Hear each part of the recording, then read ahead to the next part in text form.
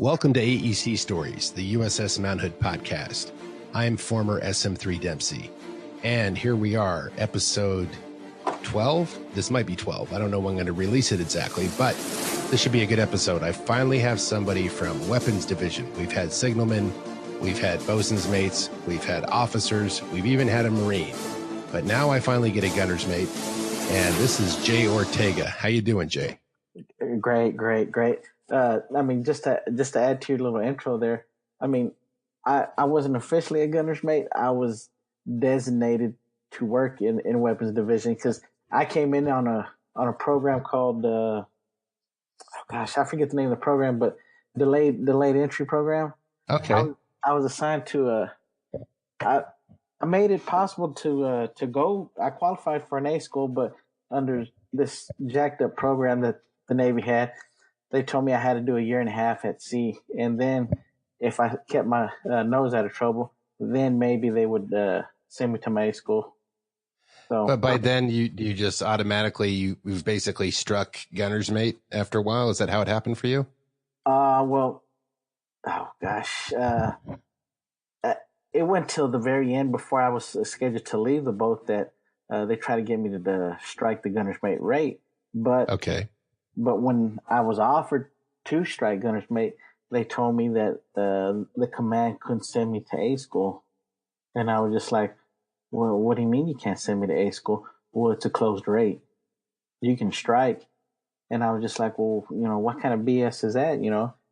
I spent this whole time in weapons. I've gotten to know the rate, but you're telling me to strike for it, but you're going to tell me that the command can't send me to A school? So you kind of got it in reverse there. You basically became a gunner's mate anyways, even though you didn't get to go to A school. I mean, my SM2, he was in deck and he struck signalmen. And I found that out by talking to him on the podcast. I was like, what? You were in deck? Where'd you go? So, out of boot camp, did they send you to like that seaman school? Yeah. Seaman apprenticeship training. Okay. And I've talked to a couple guys about that. How long was that? Oh, I think it was maybe 3 to 4 weeks, so about almost a month. Okay. Not too bad. I gotta back up again. So let's go to the beginning. Let's go to the beginning of the story. Right. So how did you, you're from Texas, right? Originally? That's correct. Yes. So how did you want to end up joining the Navy? Did you want to go to sea or did you want to join the Army? How did that choice come for you? Well,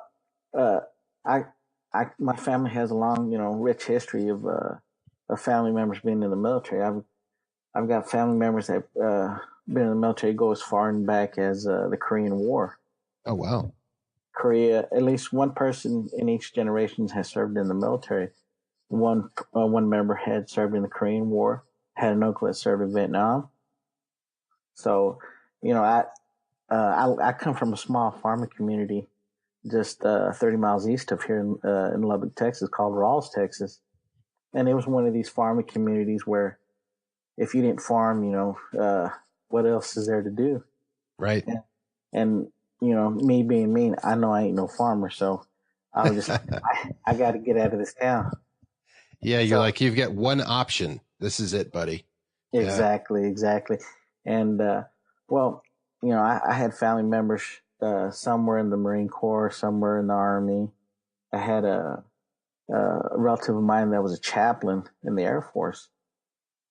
And of course, the Marines were my first choice. But, come to find out these cats, when I went to the MEP Center in Amarillo, I got in a small room with this one, staff sergeant.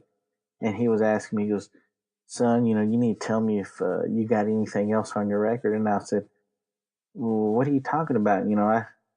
I told him I had one, glitch on my criminal history.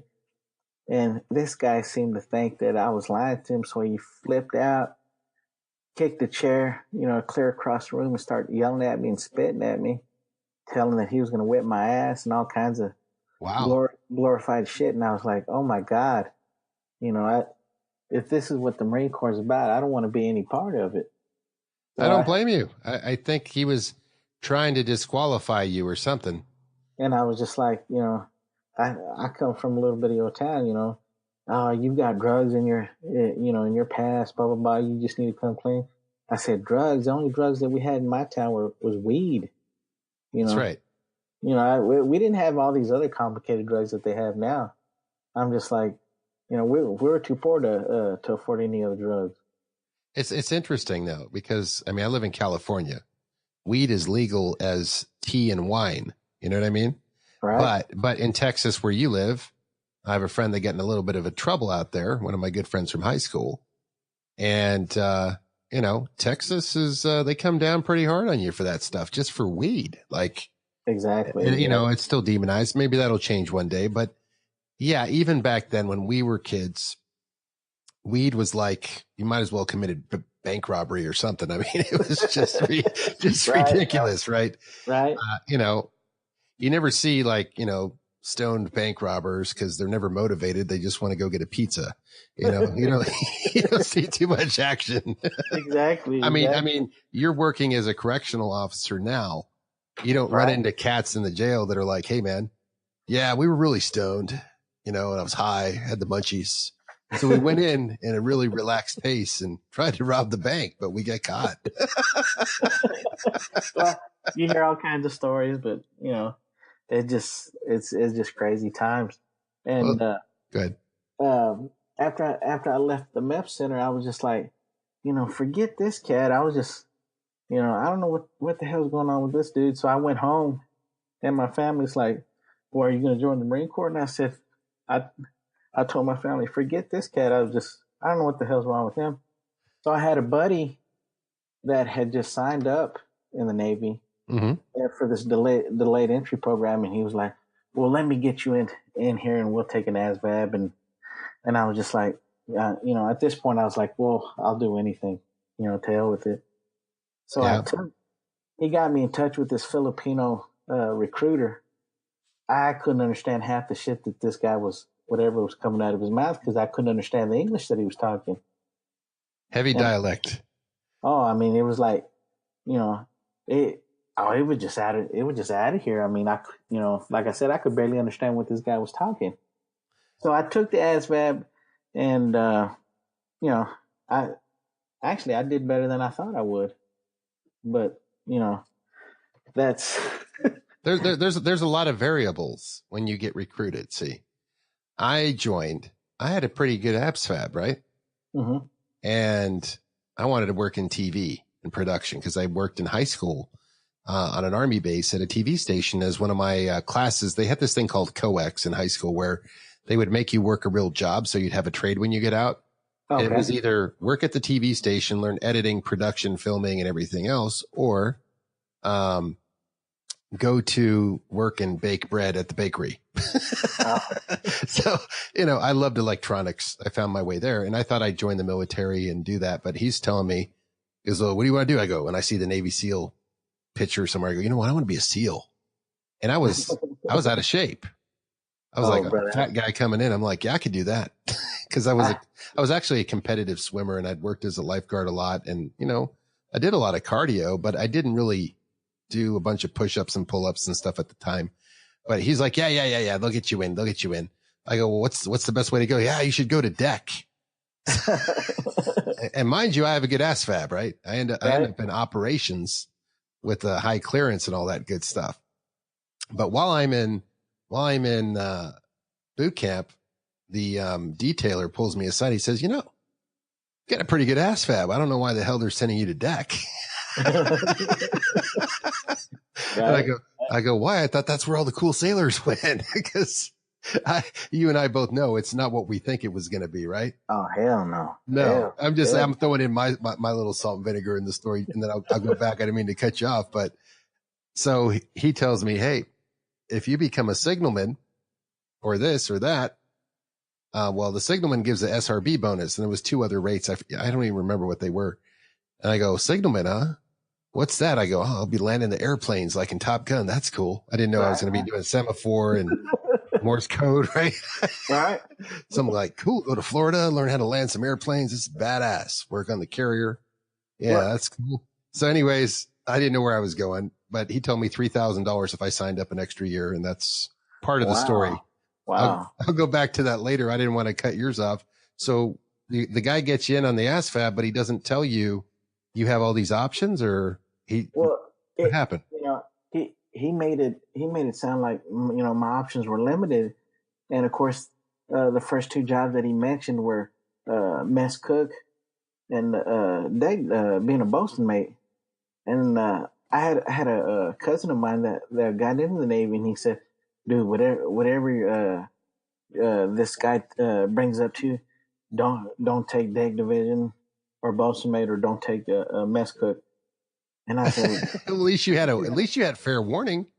And you know, and when I mentioned this guy, I said, "Well, do you got anything else?" He looked at me like, you know, I insulted him. You know, how dare you, you know, even mention the fact that, you know, there's other jobs. I said, "Well, you said I scored pretty good on the ASVAB."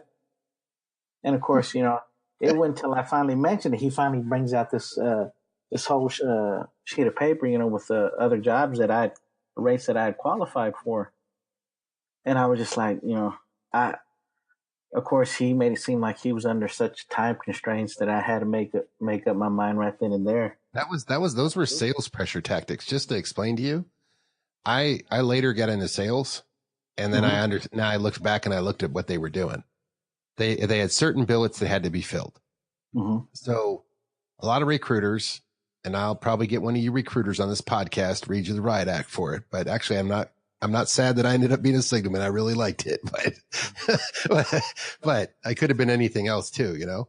I didn't think about the job after the Navy, what was applicable to the civilian world. And I think I wish I would have done that, but you know, I made it okay. But looking back, what they would do is they would either, if they need more deck, and they always need more deck, right?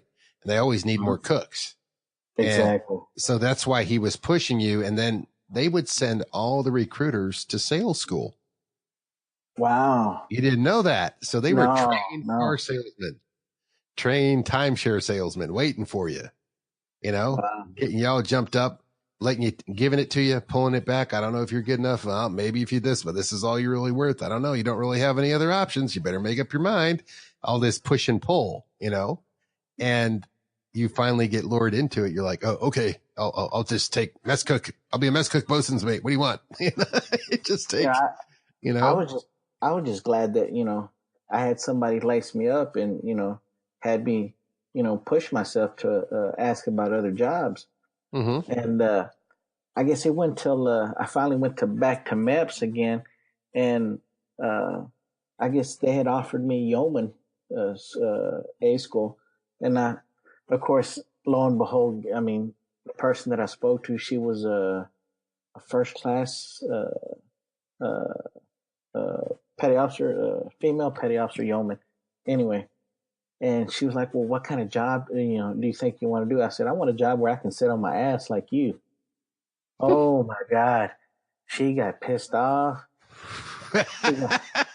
She got up. She started cursing me out. Wrong answer, son. Yeah, exactly. You know, I don't sit on my ass all day. And I was just like, "Well, you sit behind the desk, right?" And I'm just like, essentially, that's what you're doing. But of course, she didn't want to hear that. And she's like, "Well, maybe, you know, you should consider another rate." And I said, "Well, you know, this is what I was wanted. You know, this is what I was told I would get."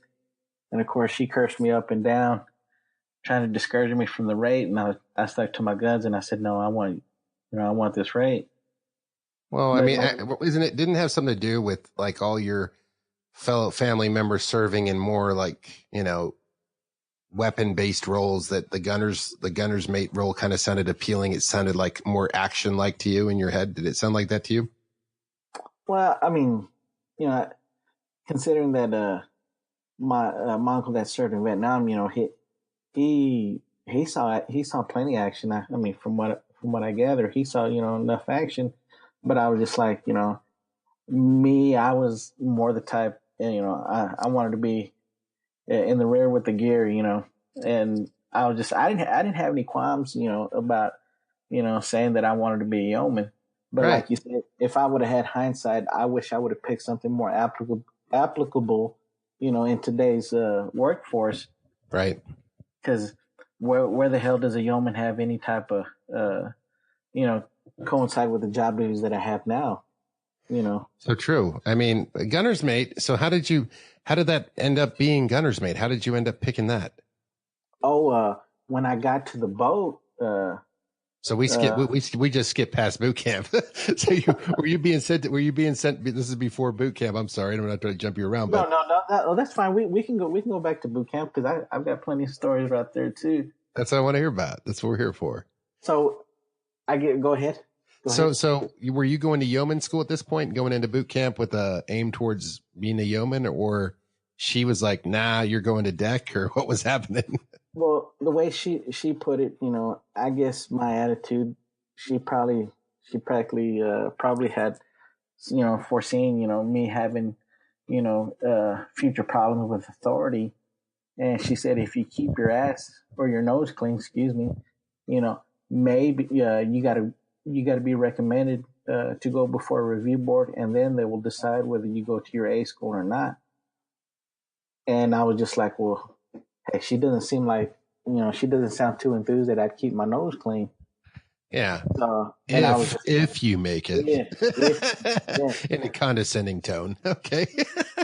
So she said, now mind you, you're going to have to go, to boot camp, you pass, and then you have to go to seaman apprenticeship school, and then get assigned to the fleet. And she said, from there, they can assign you to any department that they want to. It'll be at their discretion. And of course, I didn't, all I could think about, hell, I got to pass boot camp. Right. Maybe you're thinking like, then the choices are mine. And that's funny how you think like, that's how I thought. I'm like, oh, exactly, I'll just pick one, whatever I feel like. Right, that looks like a nice job. They're practically giving them away. Come on now. Exactly. The low-hanging fruit is the hardest damn job. Are you kidding? Exactly. So where did you go to boot? Where did you go to boot camp? I got the opportunity to go to San Diego. Nice. And of course, lo and behold, I picked the summertime to go. Hot. Oh my God, it was hot. I checked into boot camp at around 2:20, and somehow they managed to whittle me down to 135 pounds towards the end of boot camp. Wow. Because I was known as a fat body. Oh, so they put you in that extra PT. They actually sent me there too. I was an athletic overweight guy. They didn't know that till they had me one day. They had this guy because they had that fat boy section. They used to send us to do extra PT every day. Did you go through that too? Exactly. Right? So yeah, I went in there with a 39-inch waist. I left with like a 31-inch waist. It was ridiculous. It's great. And I really appreciated it. I felt great. But I was still overweight, and they had this guy, they picked him to march us like he was our RPOC or whatever, to take us to the fat boy workout, right? The extra PT. The consequence is we get in better shape than the other guys that were just doing the basic PT. And one day, our drill instructor, forget what you call them back then, but company commanders. There you go. Thank you for helping me on that. The old sea bag gets a little dusty. The sea bag. Right. So basically, this guy's out there, and yeah, I was overweight, but I broke the school's mile record in running. Okay, so they didn't know this. I'm fat, but I'm still a runner. I did like a 4:19 mile in football practice. Good Lord. Yeah, I used to ride a bicycle 27 miles a day because we didn't have cars that easy to get in Italy, where it was like $8 a gallon for gas. So you weren't making enough money to drive your car. You'd be out of gas halfway to where you were going. That's crazy. So I had a good old 10-speed. I used to, pedal that thing everywhere, work as a lifeguard, swim all day, pedal back home. And I was just glad to have a bike because it was better than walking. It was like exciting. The bike was great. But, it was a nice European bike. It had the thin wheels and, it wasn't like a Huffy, that would have been harder. That'd be like pedaling a brick across town. But they sold them for cheap at the PX on the base. So I was able to get something decent. But, basically I get to boot camp and we're in the fat boy program. They go like, okay, you're going for a run. And so, I forget his name, the guy with the abs, he's just naturally gifted genetically. Oh, exactly. He wanted to race me. I lapped him 2.5 times. He quit and started crying. I mean, This fat dude just smoked you, bro. we, talk about discouraging. You know what I mean? we we had a guy, an individual like that. I mean, this guy was chiseled out of stone. Mm-hmm. I mean, and he had a big head. You know, he always bragged how many push-ups he could do. Yeah. And this guy, he looked like he could do push-ups forever. Well, of course, this individual and a couple other individuals, they were making fun of us heavyset kids. And one of the company commanders said, "Well, you think this shit's funny? It ain't funny." He goes, "How about you drop down and do push-ups forever?" Yeah. And then at first, you know, he's pumping these things out like no problem, you know, like a copying machine. He's just pumping them out. And then he tells everybody, you know, stand up, everybody stand up. And then as you were, and then I guess this individual thought he could stop. And then the company commander said, I didn't tell you to stop. Do push-ups forever. So this goes on for like over 30 minutes, and this dude's finally breaking a sweat. I thought this guy, he had a sweat gland problem because he never sweated. Well, this brother starts to sweat, and then going on damn near 40, 45 minutes, and this brother starts shaking. I thought this guy was having a seizure. And finally, he started to get, you know, wore out. And then he would fall down. The company commander, you dumbass, I didn't tell you to stop, keep on doing push-ups. You think it's funny now? And finally, he broke that dude. Oh, yeah. He broke that dude. And that's funny because my friend who was a bodybuilder went in and he joined the Army and he was in airborne school. And he thought he was laughing because they were trying to torture him. But then they finally got him on the push-ups one day, the same technique. Because every cocky guy can have his day. You know? Exactly. So how was the boot camp, though? Was it like a big change for you? Was it shocking? I mean, what was it like walking into that environment? Oh, my gosh. I think it took me 3 weeks just to take a dump. I mean, I you know, of course they tell you, you know, it's culture shock and that it's normal. And that's open doors and people walking around and you have no privacy. Of course, you know, nobody told me that people you could still smoke because I remember certain individuals from my boot camp company, they would take hidden smoke breaks in the middle of the night. And I was wondering, I was like, man, I smell smoke, but I could never catch who actually was smoking. But but it was a culture shock. I mean, you know, you could hear grown men cry. Yeah. You know, about being there at boot camp. And I remember on my flight when we got to San Diego, there were literally guys that said, "Man, fuck this." They turned around and went up the escalator and caught a flight back home. Wow. And I was just like, damn, you know. Well, that's AWOL. Yeah, exactly. But we had some individuals actually during boot camp. You know, they were so fed up with, you know, the boot camp mentality. They said, "Fuck it, we're next to the airport, so we're going to jump the fence." Oh, and shit! You know as well as I do, for anybody that's been there and went to San Diego, there's a fence separating the Navy side from the Marine Corps side. Oh, so they were just jumping into hostile territory? Oh my God, I'm telling you. Well, it just so happened that one of the nights where I had that shitty roving detail around the barracks. Yeah. Well, I see these guys. They're like, "Don't say anything. You know, we're getting the fuck out of here. Fuck the Navy. We're breaking away, man, to freedom, exactly. To our non-job life. We're a couple of smart teenagers. We know what's up." Exactly. So I see these guys. They jump the fence. Well, lo and behold, I guess the Marine Corps have a roving patrol along their fence line. Some hardcore gentlemen. Yeah. And I tell you, these kids, they got their ass beat because it wasn't about an hour or two later, and I was still on watch. They arrive on a Jeep, like I would say 4 to 6 guys that jumped the fence. These guys look like they got beat up. I mean, bad. We're talking busted up faces, bloody lips, bloody noses, black eyes. Oh, man. Look like they've been dragged through the mud. And whatever Marine was driving that Jeep said, "Get the fuck off my Jeep." he literally threw people off that Jeep. Wow. And I, I thought it was funny, I would too. I mean, we were in a time, it's now a very PC military. Okay. Oh, that's what I hear, brother. That's what I hear. It's so different. And some of the abuse was too much, but some of it was necessary. I mean, you got to look at it. You had to harden up. You're a kid. You get a bunch of ideals and ideas and, fantasies of what you think you are. And you're 19 and you know it all, as we used to say. Remember, he's 19 and knows he's 19 and knows it all.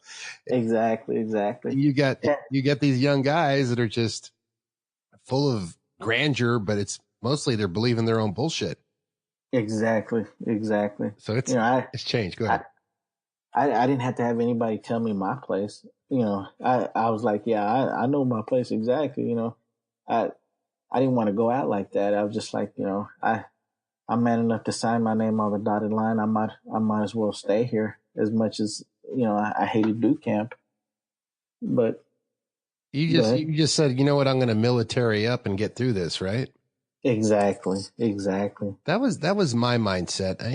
Even the drill instructor, the company commander tried to antagonize me. I'm like, yeah. What he didn't know is I grew up on an Army base, and there was all the airborne, and there was Rangers and airborne guys, and they're all tough guys. And I used to go get in bar fights with them when I was in high school. I'd already been past that. I'd already been past that fantasy, that Richard Gere movie where he goes, what I'm talking about, where he goes, exactly. He goes to officer school or whatever that was, right, Annapolis or whatever that was. And he gets in the boxing match with the drill instructor and the guy whips his ass and I've got nothing left. I was like, I'm not even going to bother. This guy thinks he's tough. I ain't going to prove it to him what I know. I've already been smacked around and smacked some people around myself. I'm not intimidated, but I'll just play along and nod my head. I want a paycheck and I want to get to California because I went to boot camp in Great Lakes and I just want to live in California. I watched so many movies. I thought I'd get out there and all my dreams would manifest, but we'll go back to you. I always wanted to ask somebody, my biggest question was, what the hell does Great Lakes have to do with any kind of naval experience? I'm just like, tradition is a place like San Diego or you would think it would be more oceanic like San Diego. Exactly. Like it might as well have been Kansas, right? Exactly. But when I the buddy that got me signed up to go to the Navy, I thought we were going to be going together. Yeah. But they split us up. He got sent to Great Lakes and I got sent to San Diego. And I said, the whole concept just blows my mind. What the hell does, you would think joining the Navy, you would be close to a body of, an ocean body. Yeah. That made sense to me too. I had the same thought you did. We were looking at the math the same way. Like, let's military up. It's not worth the hassle. Let's not go jump into the, pit bull territory that's over the fence. It's called the Marines. And the devil dogs are waiting for you. You're going to escape from, detention and go run into a prison.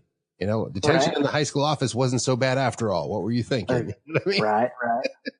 But it just blew my mind. And I guess one thing that I dreaded about going to boot camp was the fact that I didn't know how to swim. And saw a lot of that. I thought, I'm going to be the only guy in boot camp that doesn't know how to swim. But, little to my surprise that I wasn't the only one. There was like 40 other people. The fear you guys would have on that tower. Oh my God. I grew up swimming, so I didn't have that fear, but I understood, and I used to ski a lot too in the Alps and the really, dangerous cliffs, like real high altitude. And I would face my fear a lot. So when I get to boot camp, that was like, oh yeah, that's normal. But then I saw it was something that these guys like you and them had never experienced. You'd never jumped off a real high dive to do drown proofing, right? Was that scary as shit or what? I mean, how did that work out for you? It scared me to death. And, I think, at the time, every so often you would have a SEAL team member, teach that class or, some kind of swim instructor. But, this swim instructor, he was like, oh gosh, 6'6", 6'8", long, tall, slinky black dude. And, he would, of course you're real gruff, during boot camp. Oh yeah. And I got on the diving board and he said, boy, jump off that fucking diving board. I said, well, fuck you. I ain't jumping off this son of a bitch. And of course, everybody started laughing. and, and, and he looked at me and said, boy, I know you ain't telling this black man not, fuck you. And I said, fuck you. I ain't jumping off this son of a bitch. And he said, let me tell you something, you taco eating son of a bitch. Oh my God. Back in those days, huh?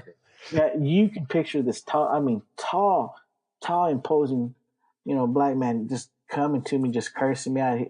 He was, I think it angered him more that I was saying this out loud in front of, a lot of recruits. Pulling his card a little bit too hard. Exactly. And just as he was climbing, he got on the diving board.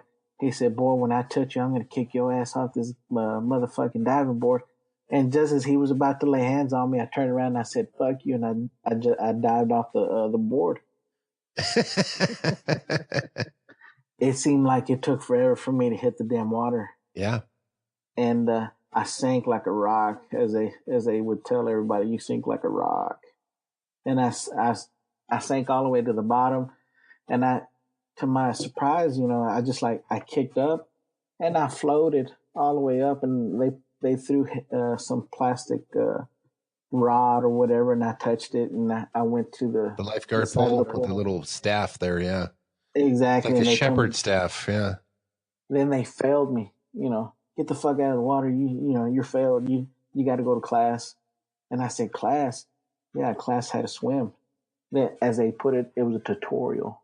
Okay. How long was that? I never had to go to that. You get even more PT. No wonder you get out skinny. You get a lighter version of Navy SEAL training. You get extra PT and swimming.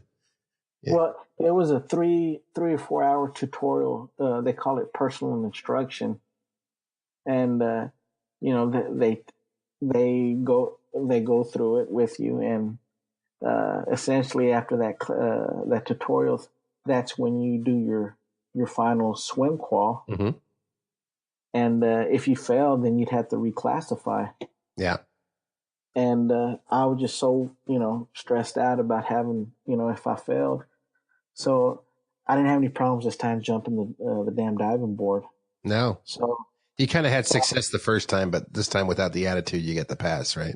Exactly. Well, I'm on my back. I'm doing a backstroke or a butterfly, whatever. And I ingest some pool water. And to make matters worse, I threw up on that same instructor. Oh my gosh. He must have loved you. I mean, I threw up whatever food I had eaten, plus whatever pool water that I ingested, I threw it all up on him. Oh, nice. I did one lap around the pool, and then I was still throwing up. And then I guess you were supposed to do 2 laps, but I got away with doing like maybe 1.5. Yeah. And he said, get the fuck out of the pool. You passed. Oh my gosh. I was so relieved. I started to cry like a little girl. Well, it's really different when you face your fear, man. I mean, that's what life's about. Exactly. And some people just that, there's fear of heights. They don't know it till they have it.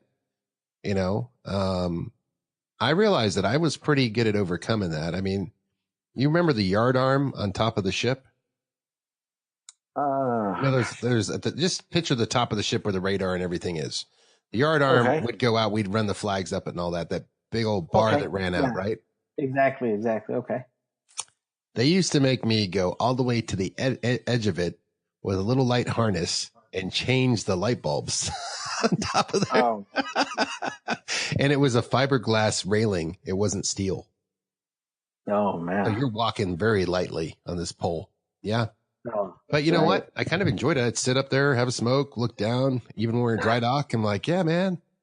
I'm afraid of heights. I'm like 8 stories high or whatever. I don't know how high it was. Like, pretty cool. But I'm not trying to sound macho, man. It's just some of my younger training, the sports and the things I was put in kind of helped me. But, that's why I thought I'd be a SEAL. But I didn't end up going there. Even when I got physically fit enough, either I had some girlfriend and I was drinking. I'm like, I ain't got time for that. No, I just party and see girls. Who wants to go to more push-ups?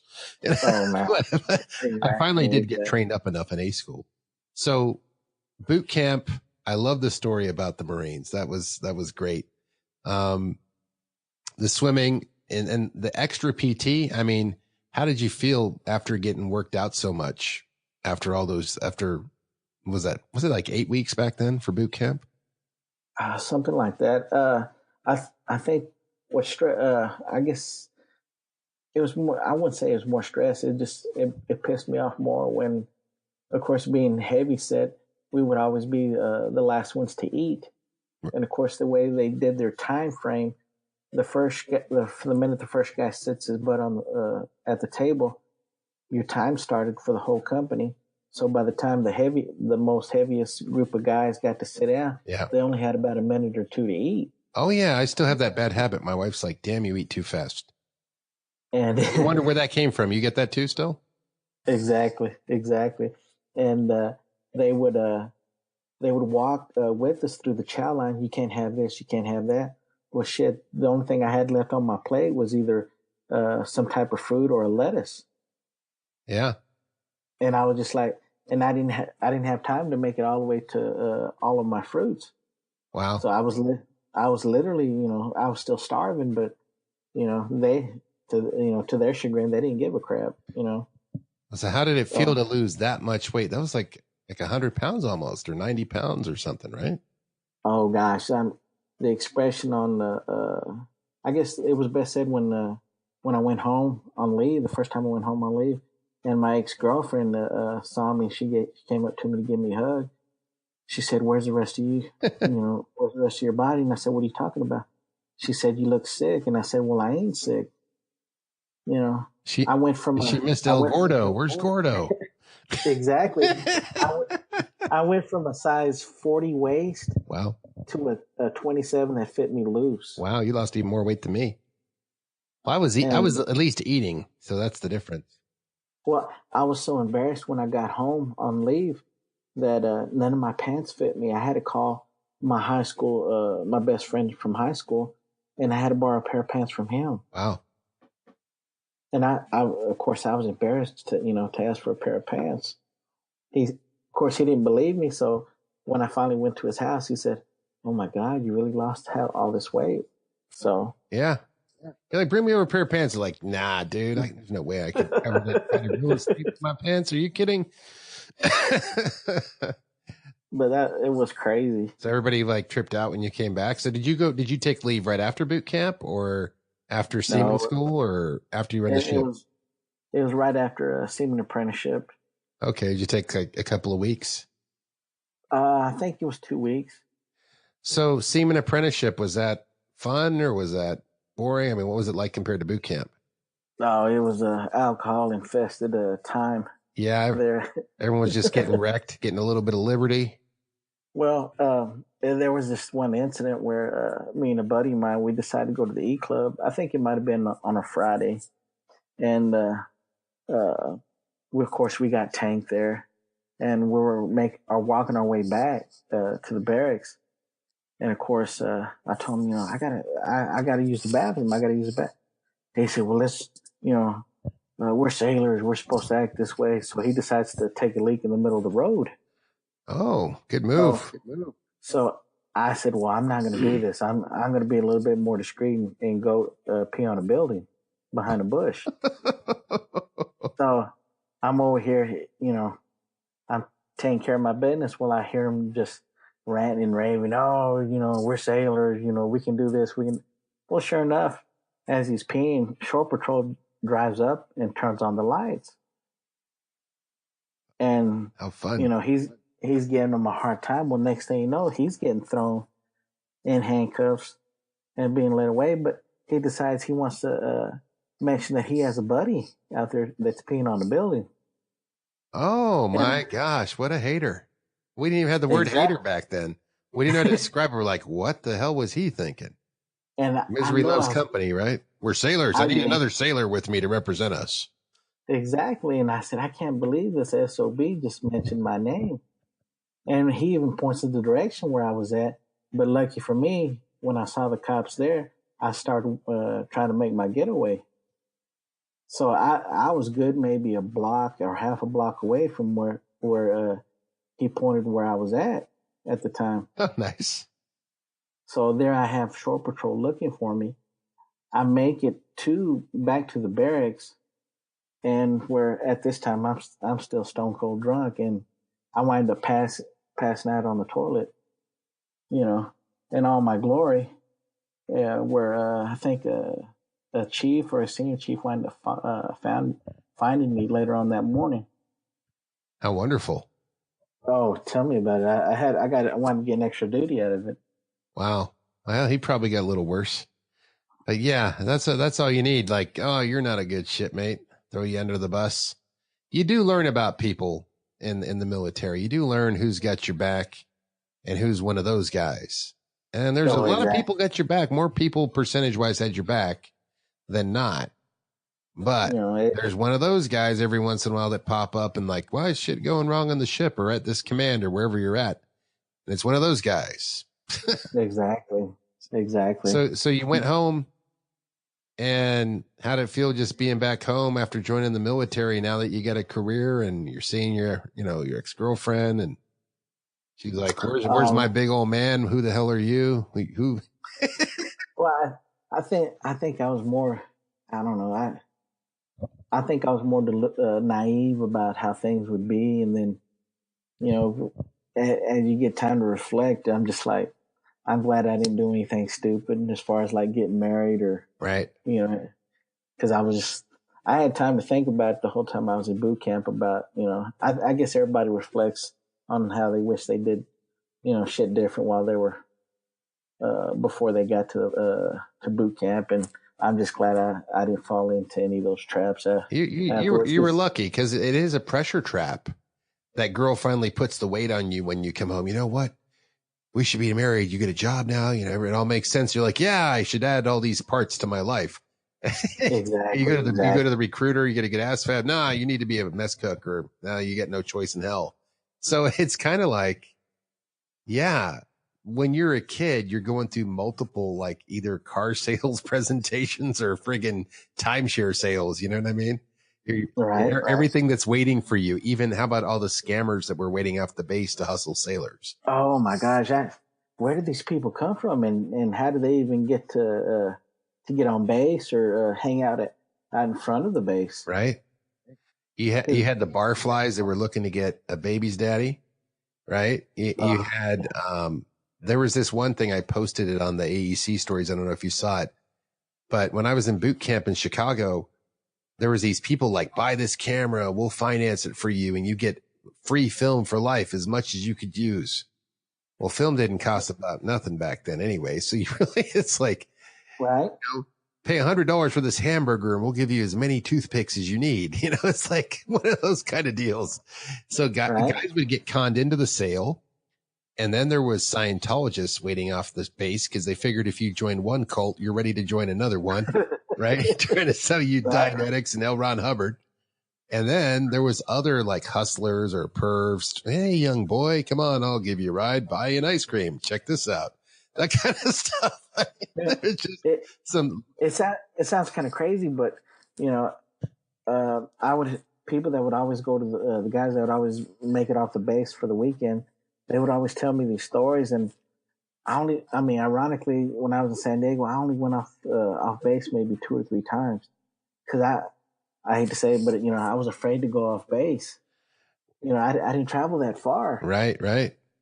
Well, you probably save yourself some heartache and some problems. I mean, guys would get jumped. They would get mugged. They would think now that they went through boot camp, yeah, you're in better shape and you're a little more together, but it doesn't mean that you know how to do, you're a black belt. It doesn't mean that you're the greatest at self-defense. It doesn't mean that, you go through the Marines or airborne school or something hardcore, you're going to be a little more ready to throw down. But Navy was just pure attitude. You were toughened up.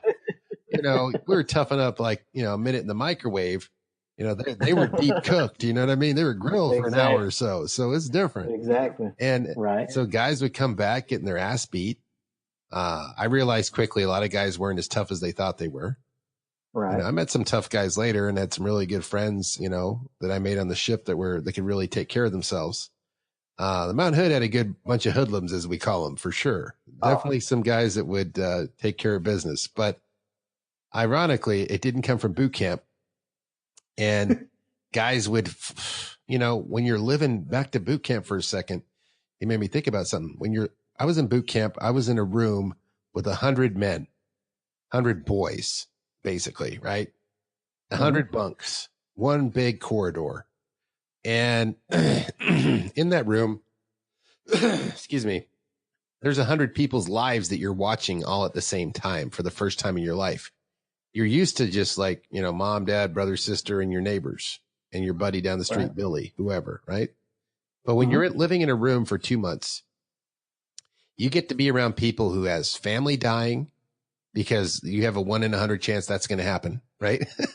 You get to be around a room where they get a Dear John letter. I was going to call it a John Deere, the tractor letter. Right? Dear, this is John Deere. I'm telling you, your girlfriend's gone. By the way, buy a new tractor. Right. Right. So yeah, you had that. You also had, what other craziness? You would see guys that were acting tough eventually show their colors that they were weak. You would see guys that were, didn't seem so tough were actually the tough ones. You would see guys that acted like they knew it all be quickly, fail a few times and suddenly doubt themselves the whole time through. Right.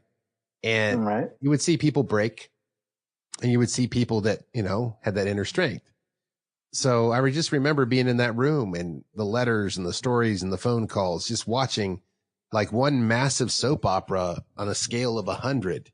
Because now you have what's the size of your family? 100 people. I mean, that's what it was like, man. Right.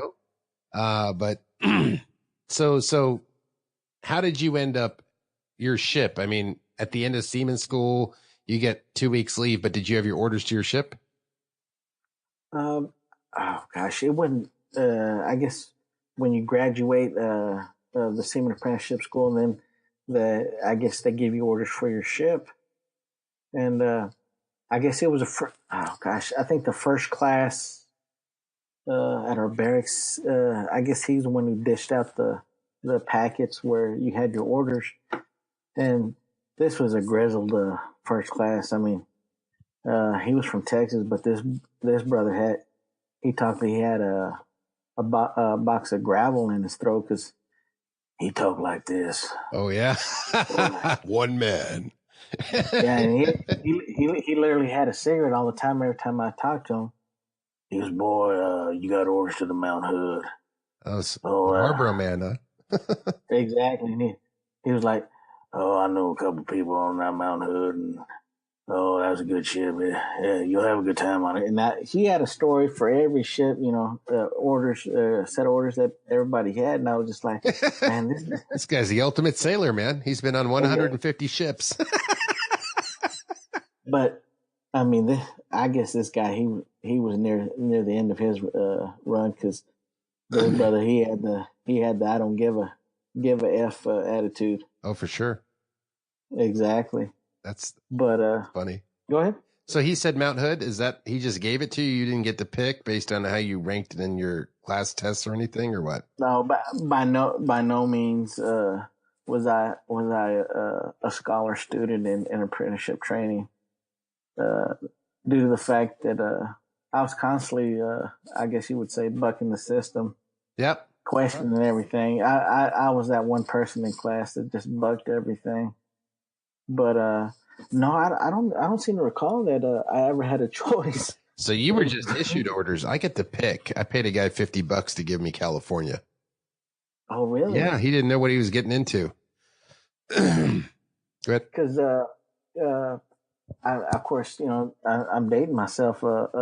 Going back when I was growing up, one of my I guess pipe dreams was I always wanted to live in California. Me too. And one of my favorite shows at the time was The Streets of San Francisco. Wow.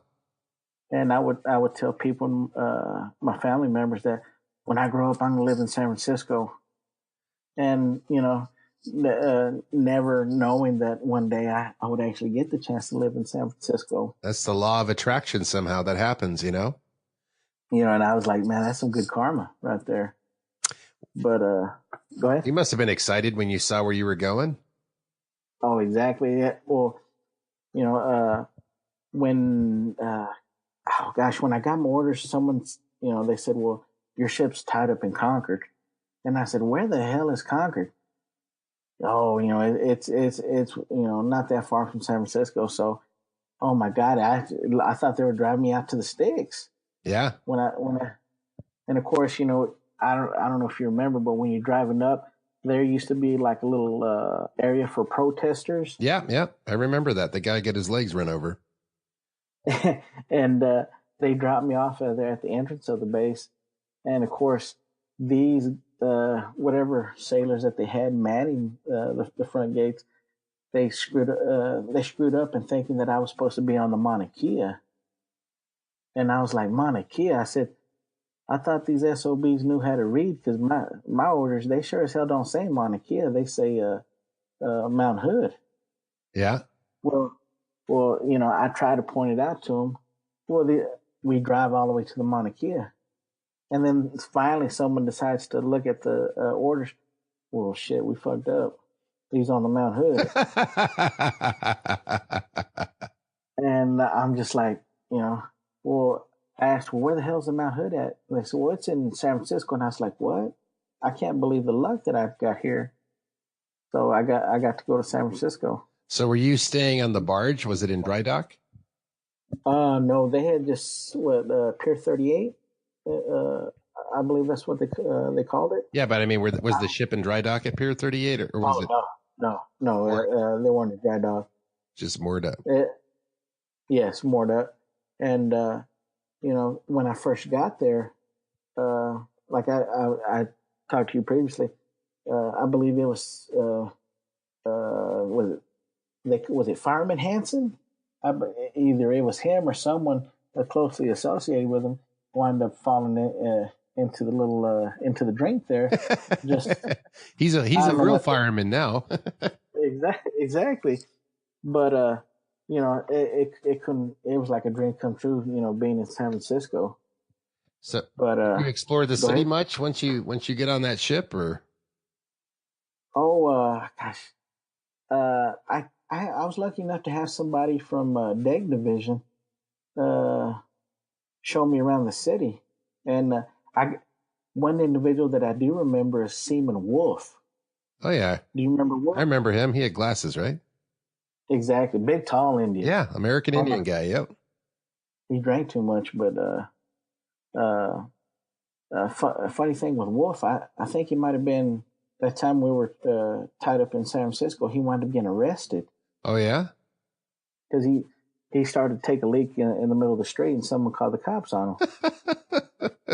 Why did you have the same experience I did? My first shipmate that showed me around was another American Indian guy. His last name was Shirley. OS2 Shirley.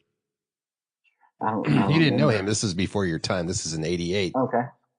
But it just so happened to be another American Indian guy that liked to party. And I guess they were the ambassadors for the newbies. They were fun guys. Right. So where did he take you around the city? Oh gosh. I think we went to Golden Gate Park, Pier 39. We went downtown, got to ride the cable cars, did some shopping, and they took me out to a restaurant, took me out to a couple, I think, strip clubs or topless bars. Oh yeah, that was a pretty normal thing for young men to do there. And I mean, I think we wound up missing the BART. You know how the BART had the last BART train ran at whatever time. It was midnight back then or something. I think Wolf and whoever was with us, they were getting upset. You know, we missed the damn BART. You know, we're gonna have to walk back to the boat. And I said, you know, hey, this taxi cab ride's on me, so I wound up paying. And I guess after that, you know, me and Wolf, we got along pretty good after that. That's cool. But it was just an enjoyable time that I had there in San Francisco. What a place! I mean, this is a very dynamic. It's one of the most expensive cities in the world now because of Silicon Valley. It's changed, but still a beautiful place. You know. Exactly. And I'd been around the world already. And I was sitting out with a friend after I'd get out, and we're hanging out by the water near Pier 30, actually near Pier 38 at this restaurant. And we're looking out over the water. And I said, man, you need to travel more. You need to see more stuff. He goes, I don't need to do that. I already live in the most beautiful city in the world. I'm like, yeah, but, and I go, wait a second. This is one of the most beautiful cities in the world. You know what I mean? It is. It is. It's like, well, I could argue that, but it's kind of pointless because, there's not much that can compare to it either, It's ironic that you say you go from the most beautiful place, you go across the bay. Oh yeah. And you're in the NAS Oakland, and you're in the shithole. The Naval Supply Center. Exactly. That was a rough neighborhood around there. Oh, well, let me tell you, because I got invited one time from one of the guys there in weapons. He said, because back then they would call me Taco, for me being my last name Ortega, they would always call me Taco for short. Well, he said, Taco, he said, let's get ready, let's go out. I said, well, where are we going? We're going to go out to the club. I said, all right. I said, shit, there's a club here in Oakland. I mean, yeah. Of course, he didn't think it was funny. So he said, we're going to the E Club. I said, the E Club here on base, the E Club sucks. He said, no, we're going to the Army E Club. Oh, yeah. And, and I got involved in an incident there. And lo and behold, the two people there were not black in the club were me and this female. Well, I mean, by this time I was already tanked. And I told my buddy, man, I'm going to go ask this girl to dance. And he was Taco, I don't know, man. She looked like she was somebody. And I said, dude, I got this. I was already, like I said, I had a bunch of liquid courage in me. Beer muscles on. Exactly. So I asked this girl to dance. She said, sure. Well, from the looks of the other guys around the table, they acted like they got offended. So me and this girl, we were dancing. So I feel a tap on the shoulder, and one of the guys that she was there sitting around her was her ex-boyfriend. Well, he pulls out a gun. Oh shit! He smuggled a gun on the base. Yeah, exactly. So that's pretty heavy duty. I always hear that expression. You want to shit and vomit at the same time. Yeah. Well, oh my God, I didn't know what to say. I mean, it felt like I zoned out and I was a million miles away because I heard people screaming, people jumping over chairs, tables, running out of the damn club. Wow. And this guy, he's got a gun on me.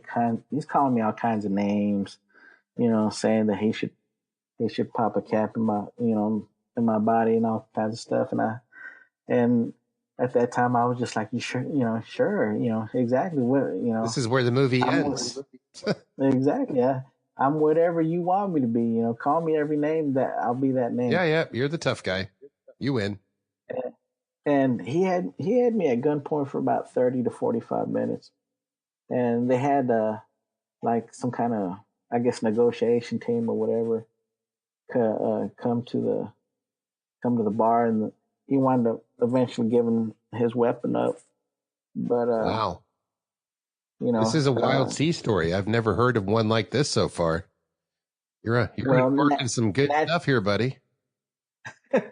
Well, naturally, for every incident, it has to be typed up, and whatever the command is, they got to type it up and send it to your command, right? Right. And the MPs on the base, they were like, well, we got to take your information and send a report to your command. And I was just like, that's the last thing I need, because, along with all the other problems I had while being on the boat, I was constantly, getting in trouble. And I said, this is the last thing I need, for something like this to happen to me.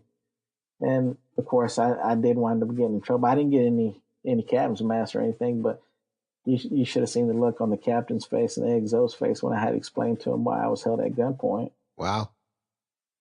But that was my first and only time ever going to the E Club at the Army base across the. That place could be. It was a lot of guys. It was an interesting place.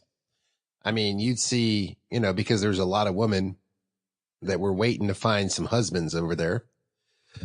And especially you get like a nice young naive black guy that came from like Alameda or something. I mean, not Alameda, Alabama. Little country guy, never left the area, comes out and he's a little shy on the ship. You're mess cooking with him. He's your buddy. Next thing you know, he goes out to the E Club and he comes back a man because women have been all over him and he feels like the king. It's like, it's just like beer muscles. We all went through a lot of these illusions. I had my own versions of that, but the guy would go there. He'd come back like, yep, I always had the ladies. They always like me. I'm like, no, you just went to the place, but be careful. There's consequences. Then I'd hear about some guys that would, be dating a girl in Oakland and getting shot at by their brother or all kinds of crazy stuff that would go off around. There was a dangerous area out there, man. Oh, exactly. A lot of gang activity, a lot of trouble, a lot of dangerous people that were more dangerous than us young, naive sailors. Out, Ironically, now that we're talking about this, I've got a story about the master at arms. Sure. The master at arms and our chief, his name, he would be Chief Miller. Okay. And we just happened to be at a bar just out in Alameda. It wasn't too far away from the base, but we just happened to be drinking there. And it was the Chief Miller and the Master at Arms First Class. Johnny B. Goods? You talking about Johnny B. Goods? Or one of those places downtown Alameda? Gosh, I forget the name of the that bar. main strip when you came out of the tunnel and there was all those bars there just waiting for you. Yeah, and then you had to go the right to go all the way down to the base. Exactly. Right? And I if I remember correctly, but we were in there, we're having a beer, and there was this one individual. I don't know what his perception about the Navy. He all thought we were homosexuals. Oh, where was he wrong? Exactly. He kept on making comments. Navy personnel, they're not but homosexuals. You're a bunch of booty. You're part of the booty police and blah blah blah. Just making comment after comment. Well, the first class Master at Arms, he goes up to him and says, he noticed that this individual had an earring. He said, he was, you're a real tough guy. He said, yeah, well, man, I'm a tough guy. If you don't watch it, I'll beat your ass. You're messing with the wrong guy. He said, well, young man, I understand everybody likes to talk when they're drinking, but if you like that earring to be in your ear, I would advise you to shut your mouth. So he told the first class, oh man, you don't want nothing to do with me. And the first class was like, he goes, no, you don't know who you're fucking with. So he said, oh man, go back to your boyfriend on the ship before you get hurt. So the first class reaches over and rips this guy's earring off and takes a chunk off with it. And next thing you know, these two guys start fighting. And Chief Miller, he starts wailing on this guy. Well, pretty soon you get other people fighting in the bar. And, here we are, we're little peons, we're just like, oh my God, we're trying to, break up the fight, separate people.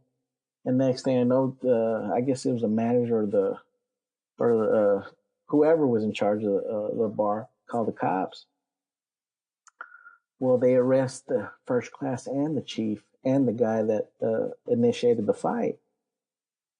Well, the chief tells me, he said, Ortega, he goes, I want you to do a favor for me. And I said, favor? I said, well, shit, I don't think you're in a position to ask for favors. And he was like, well, just shut up. And, he said, I want you to call the gunner. I said, you really want me to call Gunny? Mm-hmm. I said, Gunny doesn't like anybody calling him at his personal residence. He said, he's going to curse you out, which he probably will. He said, but tell him what happened and tell him that he needs to bail me out and the first class out. I said, well, shit, he's really going to curse me out. And he said, don't tell anybody on the boat. Just keep your mouth shut. Do this for me, and we'll talk about it later. So lo and behold, I get Gunner Stouch's phone number. I call him, and sure enough, he cursed me out. As predicted. As predicted. And he said, well, you better have one good fucking excuse for calling me, son. And I said, yes, sir, I do. And when I tell him, he's like, you got to be shitting me. These two old bastards. He said, I would expect from, people your age. I said, yes, sir. Grandpa was in a fist fight. Exactly. Right. So he asked me, which police organization had picked him up, and I told him. And I told him, I said, he wants you to bail him out and the first class. He said, oh shit. Of course he cursed again, but he wound up bailing these guys out. And you talking about making a lifelong friend out of both the first class and the chief after that. That's pretty solid. Because I made some pretty solid ties with them too after all that shit went down. You get yourself a couple of sea daddies. Oh man, looking out for you. That's good stuff. Those two relationships right there paid off big dividends for me later. I'm trying to remember the first class master at arms name and the chief. Was it Gunner's chief or what was this chief? Yeah, GMC Miller. Okay. Tall, lanky, white man individual. He was his parents were missionaries in Mexico. Oh wow! So even though he was white, he spoke Spanish like he was one of the brothers. Oh wow! What a trip! But the Master Chief, to this day I can't remember his name. Oh well, we gotta get a cruise book. I need a cruise book to do a better job at this. I'm just going off the Facebook membership, and I know a good 40, 50, 60 people, but I've really been mainly focused on the people that were on in my era, and you were on for part of the era that I was on there. So I was on the Mount Hood practically for 4 years, pretty much. I signed up for 5, and I ended up doing 6 because I spent a year in Med-Hold. But you get to stay on the Mount. What year did you get off the Mount Hood? It was a short time from, I think it was September of 90 to sometime in 91, I believe. So you weren't on you went to Desert Storm with us and then you get off? A little bit time there, when we got back, I was there, and then we were in Oakland for a minute there when we got back, right? When we pulled into Concord, we unloaded, then we were in Oakland for a while, Naval Supply Center. Exactly. And that's when you get off the ship. But let's backtrack. So you wanted to be a gunner's mate. They put you in weapons division right off the bat because that's what you were striking anyways, or what? Well, when I got to the boat, of course, they put me in deck berthing, which I was like, oh my God, welcome to the jungle. We got fun and games. Exactly. That was the song name back then, by the way. I seen some shit go on there in deck berthing, and I was just like, people were quick to advise me, don't say shit. Right. Just roll with the punches and don't say nothing. That's right. I was in deck division, maybe 2 days, chipping and painting, and I was like, what the fuck is this? I know I didn't sign up to be chipping and painting. Right. And it wasn't until then that a second class, or it might have been a third class, told me, you need to report to the gunner's mate's shack, the smoke shack. So I reported there, and then I guess that's where I met one of the chiefs. And then they sent me to go talk to Gunner Stouch, and he said, "I'm gonna take you and put you in my division." And I said, "Excuse me, sir." He said, "Do you want to stay in fucking deck division this whole time?" And I was like, "Hell no." He said, "If you want to leave deck division, get your shit and take it to weapons berthing." Now you couldn't get me to get over there any faster. So that's how I wound up being in weapons.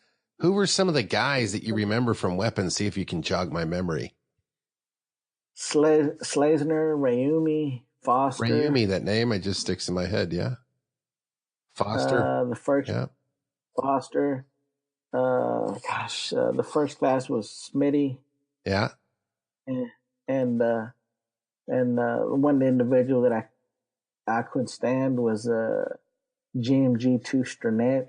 Oh, Sternett. Was he like the rough guy, the boss around guy? Of course, I'm harboring some feelings here, but yeah, he he had his nose so far up first class his ass. It shows you how much I still think of the individual today. Well, I would tell you this much. I've had to edit some stuff on podcasts because I try not to slay people too hard. You know, I had some stuff like my first or second podcast or something like, I can't put that out there.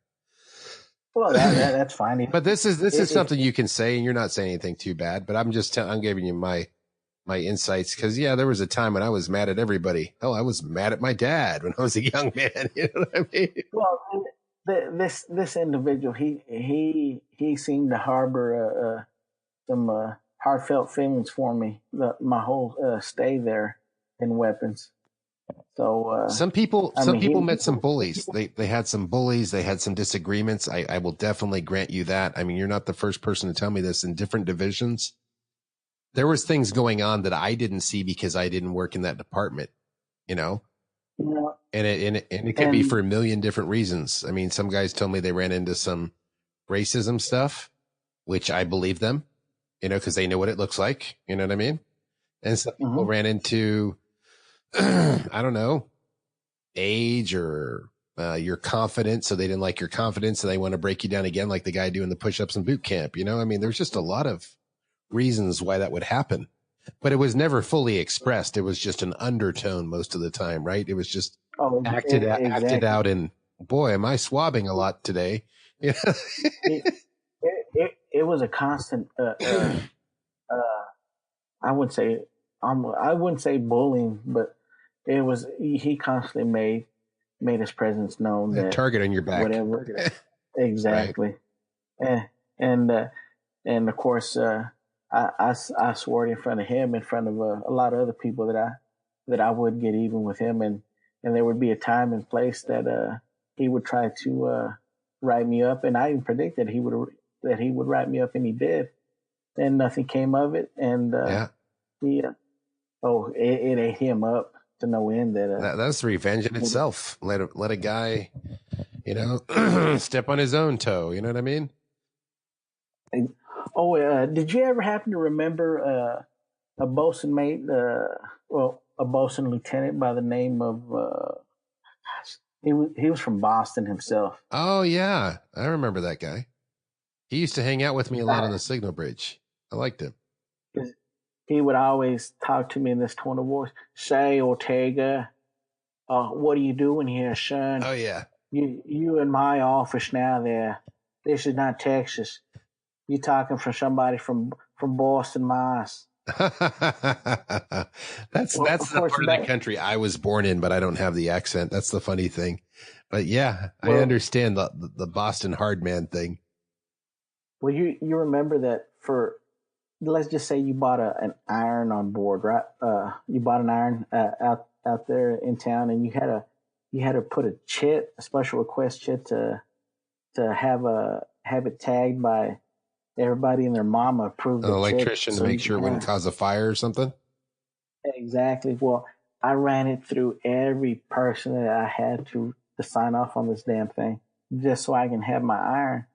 Well, this lieutenant held on to it for about 2 weeks, and I told everybody that I could possibly do this favor for me. Well, Ortega, if you want this done, go talk to the lieutenant. Well, I waited patiently, and I talked to him, and he told me to get the fuck out of his office. Jeez. I can't believe you're wasting my fucking time for this and that. Get the fuck out. You're nobody. And I was dumbfounded. And I was just like, I can't believe I've gone through all the proper channels and I still have no relief. So, I went straight up to the exo's office. I was that hot about it, and gosh, I forget the name of the XO. But remember the sign on the XO's office? Are you part of the solution or part of the problem? It made you think twice before even knocking on the door. Oh, exactly. Well, I enter his office and he said, Ortega, you better have a damn good reason to come into my office. And at this point, I was so hot that I lost sight of who I was talking to. And I said, you're damn right. I got a damn good fucking reason to talk to you. I said, this lieutenant is busting my balls for this request. And he said, he thought, well, you haven't gone through the proper channels or chain of command.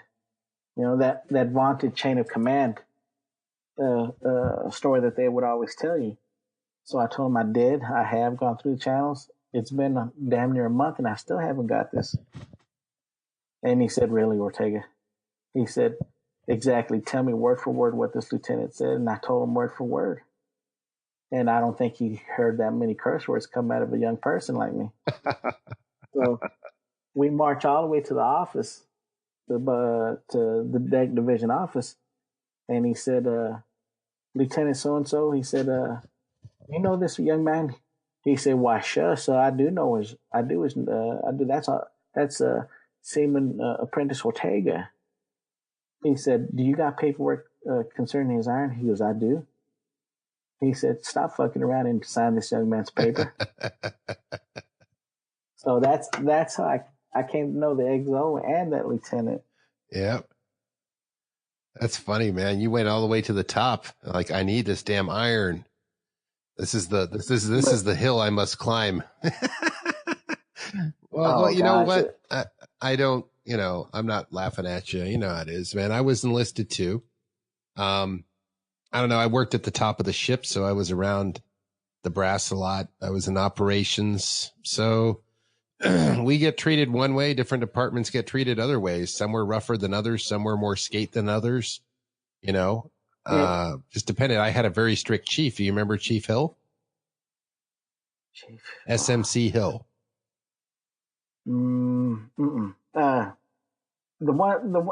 I couldn't recall Chief Hill. Chief Hill would be on your ass if he was on watch with you or whatever. You would know who he was. Well, I was always senior. Who was the senior chief that was in charge of assigning watch duty? You know what? You got me. It was a Filipino. I know that because this senior chief he seemed like he had my number. He would never give me a watch other than a mid watch. Oh, wow. And he would constantly accuse me of I don't know, of some outlandish shit, and he would consider it a punishment to work with him a mid watch. Wow. And finally, of course, there was big money to be made taking mid watches or any other type of watch. Yeah.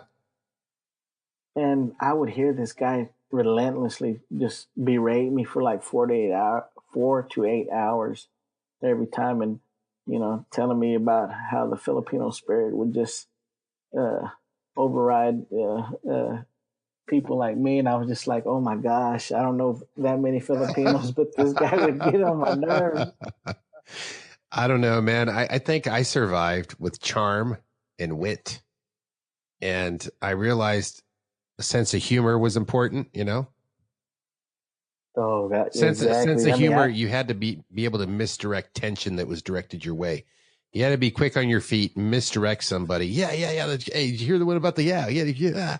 Just overwhelm somebody and then step out of their way and leave them there confused what they wanted to yell at you. Who was the Master Chief around that time? They called him Stealth. I'm not too familiar. I mean, I have to look back because, see, when you're working down there in weapons and you guys are dealing with unrepping and all that, I was going to ask you because we can make this a 2-part series because we're doing good. I'll keep going. I'm just going to tell you that, I was going to ask you about for this part still. What were your duties on the ship as a gunner's mate? What did you usually have to do working in weapons?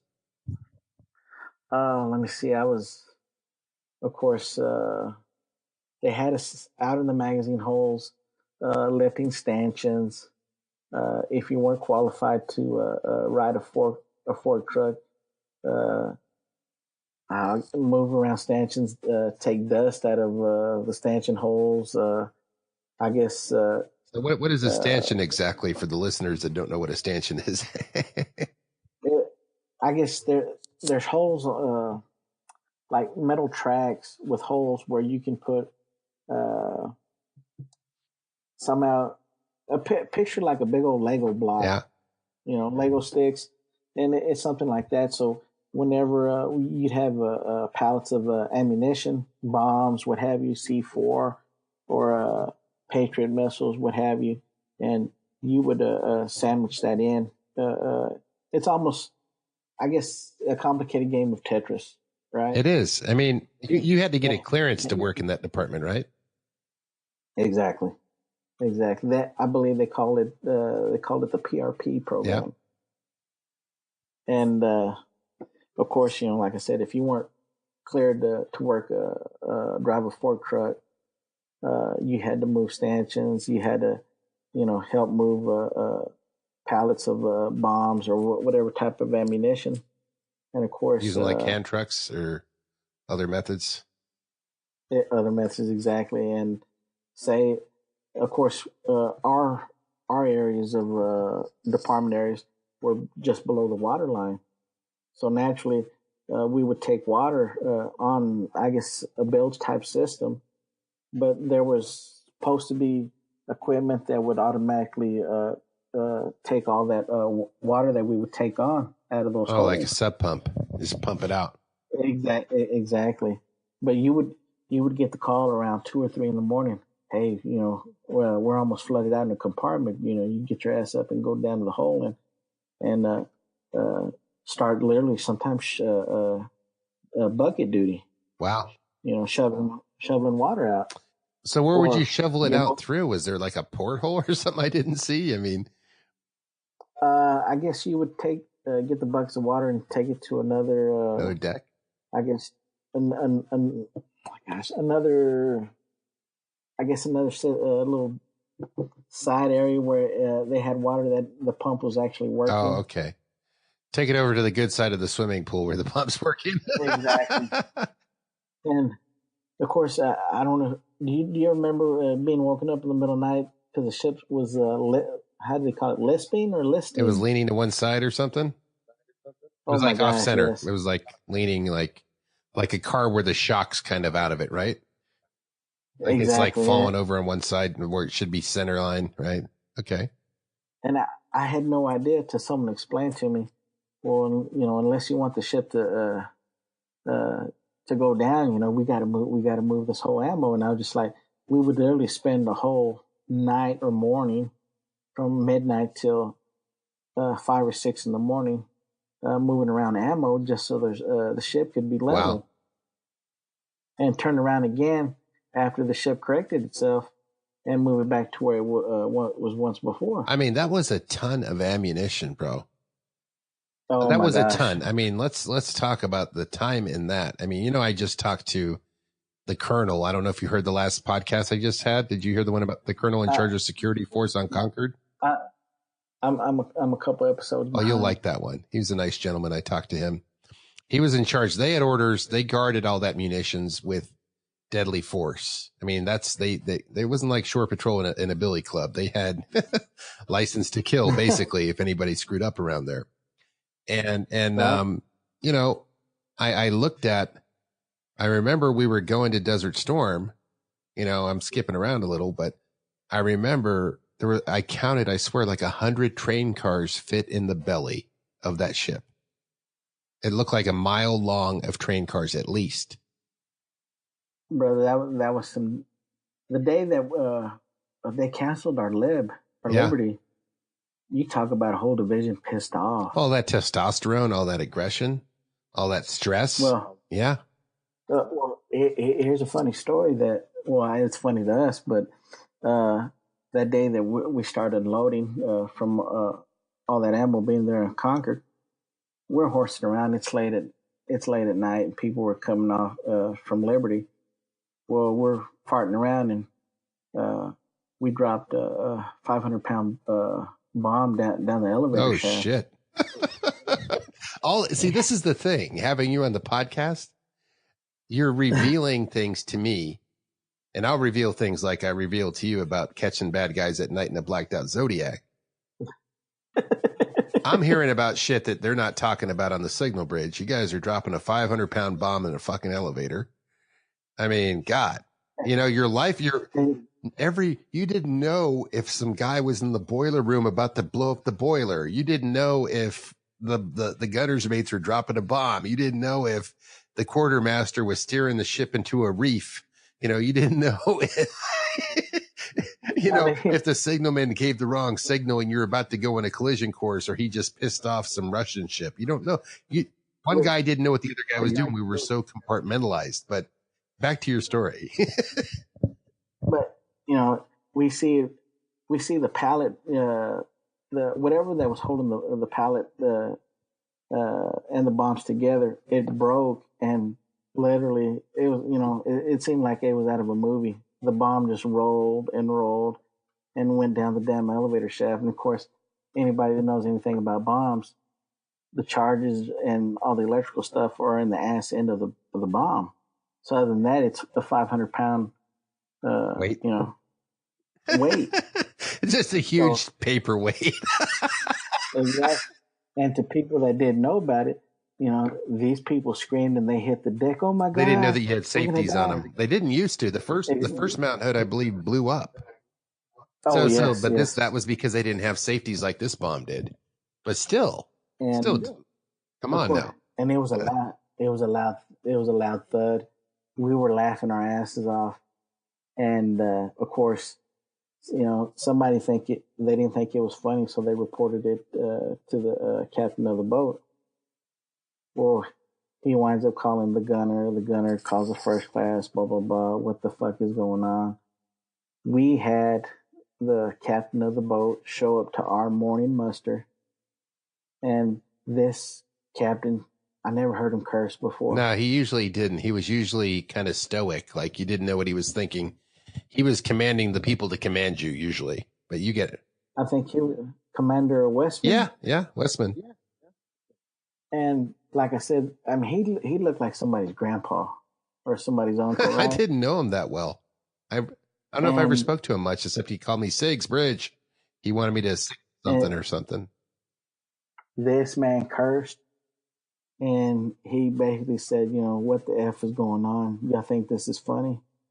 And, of course, we knew we were in trouble when we heard the man curse. Wow.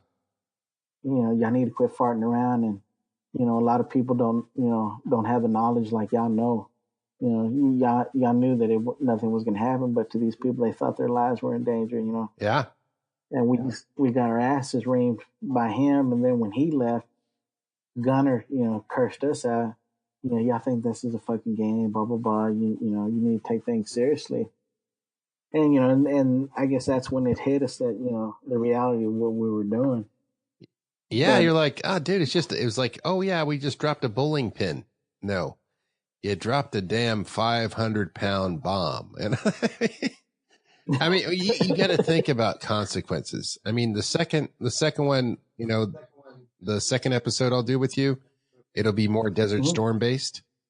I'll talk about what I saw. You tell me what you saw. And what we're doing here on the podcast is we are stitching together one of the most interesting stories, because the way I look at the podcast, and I may have said this before, there was 350, 400 people to that ship, something around 400 probably, with EOD and everything on board, right?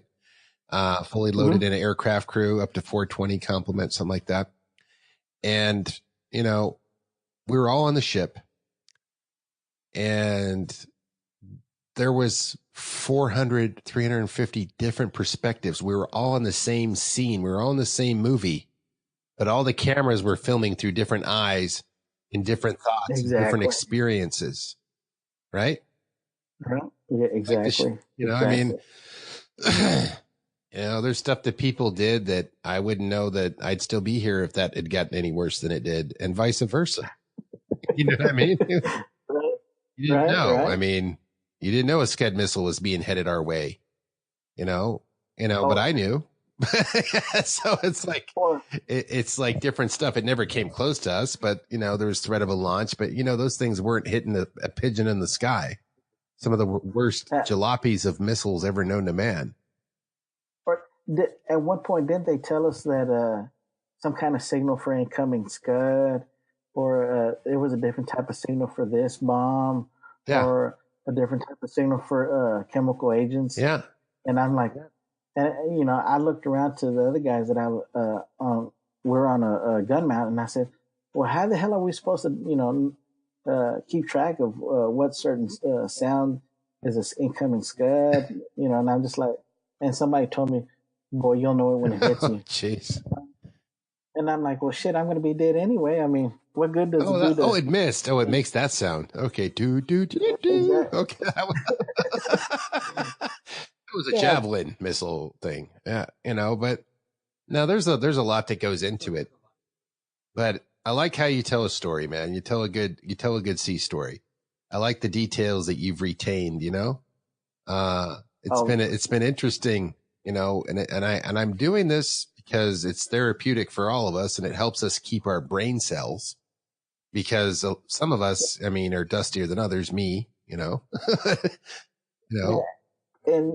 And I'm so glad that you started, you know, this podcast, because, you know, ever since you started and I come across this, it makes me feel like I'm visiting an old friend. It is. You know, that and it makes me feel so good. I mean, you know, just to listen to the stories, and whether I had something indirectly, you know, you could relate. Were you on that part of the ship? Yeah, I know where he's talking about, over there in that part of the ship, or whatever, right?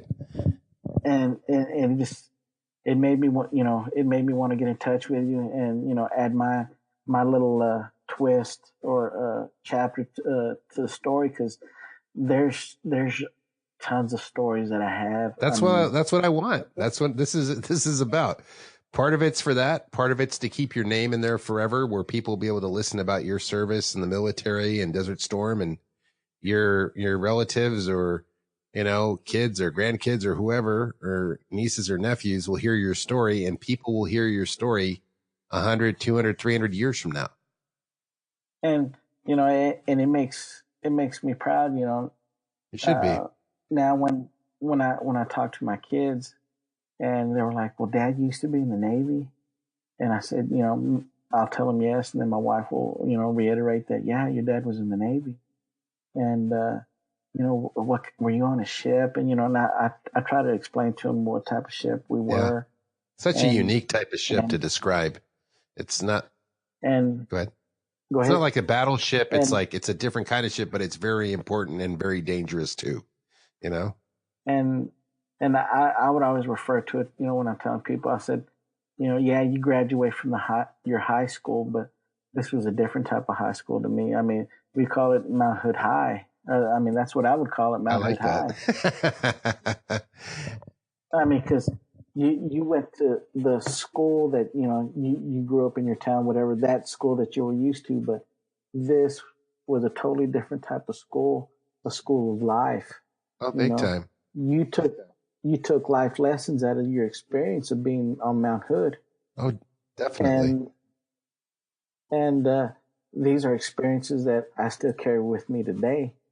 And it's real cathartic for me to talk about these experiences, because I really don't have an avenue to talk to people about these experiences.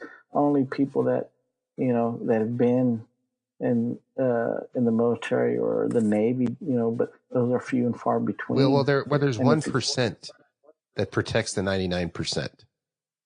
For those of you that don't know this, 1% of the country protects the whole country. So veterans are an extreme minority, believe it or not. And we do feel like there's a lot of us when we're around each other, but when we're not, we certainly go into the civilian life, and we get used to being part of a tribe. And it was us against the world. And some guys that, you know, may not have been your buddy that you would have picked if you were a civilian. You know, if he was your neighbor, you might not have hung out with him, but now you're in the Navy with him, and you're going to get to know him, and you're going to get along whether you like it or not, you know, and that forms a bond because you were on mission together. And, you know, there's a good guy that talks about, you know, why people have things like PTSD. He says, because you get away from he was like an archaeologist or something like that. Archaeology or anthropology, one of those two studies, the one that's more about, you know, the way humans develop. And he says that humans were supposed to be in groups of like 50, a pack, a tribe. So when you get away from your tribe, a lot of us feel detached. We felt less proud of our service. We didn't feel like we deserved anything. It just faded from our memory. Like we were ejected from it. Like, okay, have a nice day. We're dropping you off here. That there was a while after I separated from the Navy that I didn't even want to think about or acknowledge it.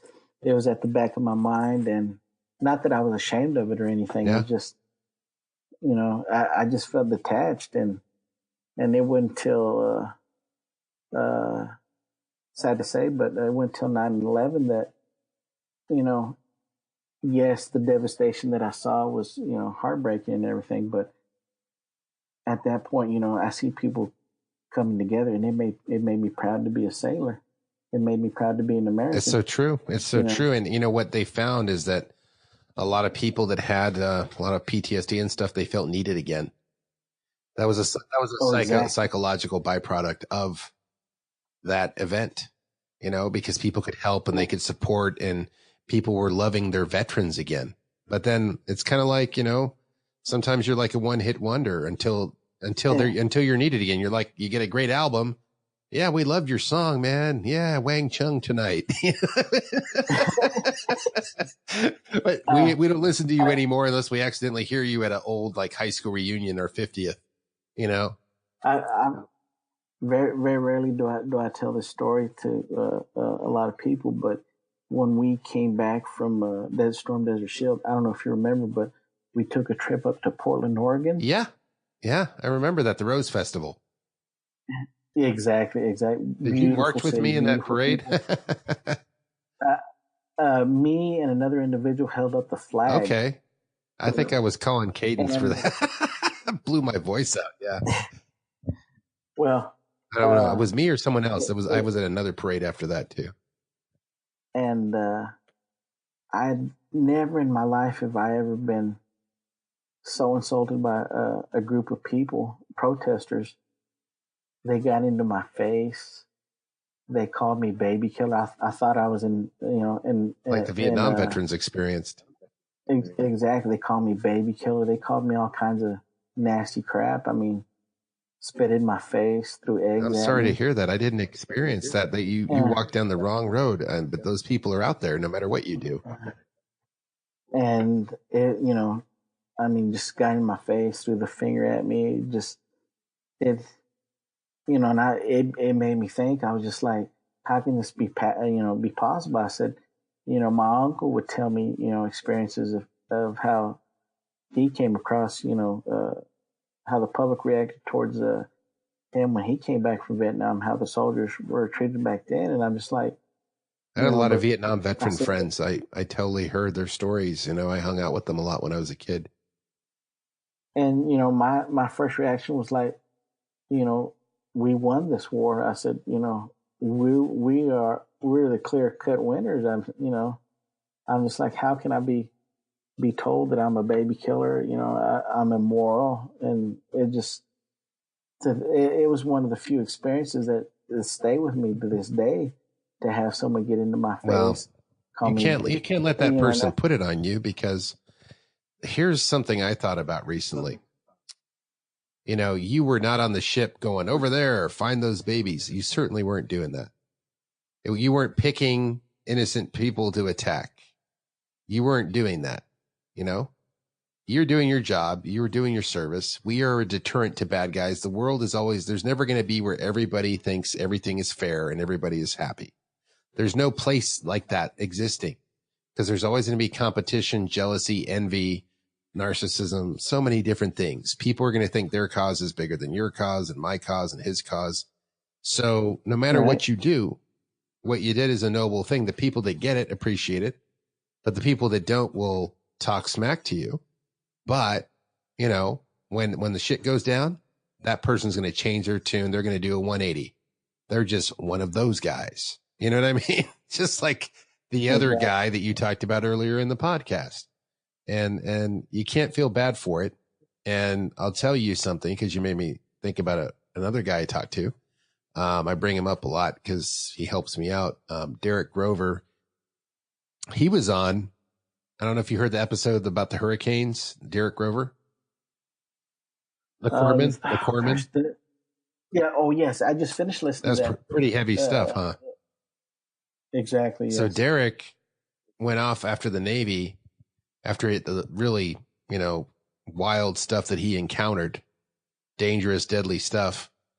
And he went into Hollywood and he made movies for, he just retired. He's 60 now, but he made movies with like Will Ferrell and, the Wayans brothers. I mean, big time stuff. His family, he grew up around Hollywood. He walked right into the business, right? Filming Wow. and, consulting on the camera stuff, and was a very smart, technical guy, knows his stuff, right? But he says, the only thing I really feel proud about in my life was the time that I served in the military. Even after doing the big grandstand stuff that you and I thought as children or kids, young boys, wow, if I'm a movie producer, I'm above everybody. No, you're not. You're an illusion maker. Right? Those that do. Right. He appreciated, in my opinion, his time where he spent as a noble, hardworking man, protecting people's lives, keeping people healthy, keeping guys from dying. He felt more in touch with that. It was more visceral, more real to him than the flashy life.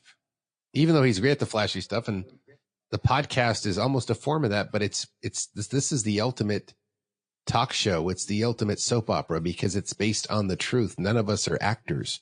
We are real characters in an experience that are all bonded together. And of course, I can look back at it now and say, my whole time in the Navy, you always hear teamwork. The guy that you serve next to could be the person that you could be saving his life. He could be saving your life. And it didn't hit me till we were in the Gulf, and we had been there a couple months straight, and we had some things go on, and I'm just like, if something happened, how would I explain to somebody's mom that just because my failure at doing something at a watch, or I didn't look out for my buddy, that my buddies did. That's right. How the hell am I going to look his folks in the eye, his mom in the eye, and say, just because of my stupidity, your son's dead? And there would be times where I'd be at the smoke shack, or I'd be back aft in the fantail smoking cigarettes, and it would literally move me to tears. I mean, because just you would think about shit like that. I think everybody's mind drifted into that era, that area of life and death. And it makes for some sleepless nights, because I was like, oh my God, I pray to God I don't find make contact with a mine, or exactly. I hope whoever's on watch is doing what they're supposed to, because this shit's serious. When other ships in the area hit mines at sea, it really got me scared. You talk about our ship with 100 train cars and munitions. Like I said in another podcast, if that mine would have hit the ship, we would have blew up the Middle East. Are you kidding? Oh my! Because even though you have safeties, I believe, I don't know, I'm no EOD ordnance expert. It doesn't mean it's impervious to other explosions. It's maybe impervious to being dropped and other things, but it doesn't mean that another explosion can't pierce that shell and ignite what is within those things, and the firecracker factory on fire effect. You know what I mean? That's what I figured that was possible. People forget that we also carried C4. Yeah. Plastique. And we would have a whole magazine. I forget exactly in what area of the ship it was at, but it would literally be, this whole room would be nothing but C4. Yeah. And I was just like, can you imagine what kind of damage this shit would do if it went off? That was just one firecracker. Yeah, we got streamers, we got mega rockets, we got M80s, we got dynamite sticks. You name it. I mean, I don't even talk about it. I mean, the ship doesn't exist, so I don't think OPSEC is a situation here. you know, but what that ship represented, everything from the security of that base, if that had ever gotten attacked, you know what I mean? Or Oh, if the God. ship Yeah, had ever exactly. gotten taken a hold of. Okay. Think about all these Yeah. consequences of what we were sitting on. And I'm not putting it out there to the world. I'm just telling you, you know, it was worth more than robbing any bank in the world. I'll tell you that much. You didn't really think about the big picture. Now that you're older, you can reflect on it. Like I'm suggesting Oh, to you. yeah. Exactly. It's just, I guess, It was a big deal. I, hindsight being what it is now, and, it is a big deal. But at the time, we're 18, 19-year-old kids. We didn't look at the big picture about things. Right. Hey, let's get this done so we can go party, have a couple of beers after work. Yeah. It's just it's different. Well, now. we also lived our life then more so than now. You get 500 channels. You got a Fire Stick. You can watch any movie you want. You have all the more reasons to lay on your ass, And, Right. When I get out of the Navy, I went to junior college for like 6 months. That was into my college. But while I was there, I wrote a book report for computer school, some computer science class I was taking. And I wrote how in 30 years, people will just be wearing like their VR device and laying there and not going on vacations, just being plugged in, not doing much, getting disassociated with people and so forth. And here we are. Walk through any mall, exactly. Walk through any store, look at all the people hunching their necks, looking down at their phones, man. And I can see it, but I'm not Nostradamus. I mean, to me, I've always been into technology. And I go, there's going to be something. I see video games. What if video games could be in your hand? What if video games could be in your brain? It's just like, Well, I remember just before we went to, we shipped off for Desert Storm, Desert Shield. I purchased, I was one of the guys that purchased a Game Boy, Nintendo Game Boy. I had one too. And another person in our division, he purchased a Sega handheld game. Okay. And of course, ironic that we're talking about it now. That was the iPhone of that era. Exactly. Well, I guess Stephen King's book, It, had just come out. I had purchased a couple Stephen King books. And of course, ironically, the new version of the movie just broke all the records out this weekend. Yeah. And it just, of course, when I brought the Nintendo Game Boy to Weapons Division, oh my gosh, everybody and their mother wanted to use that Game Boy. The only time I got back my Game Boy is when the batteries were dead. Wow. I used to give mine to my chief and get him off my back. And I'll probably meet up with him and we'll laugh about all this stuff. But, it's like Chief was hardcore. He ruffled a lot of people's feathers, but he gave me three captain's masts. But then I became the sailor he always wanted. I became the 4.0 super signalman. Three captain's masts? I even went to rehab, man. I went to rehab.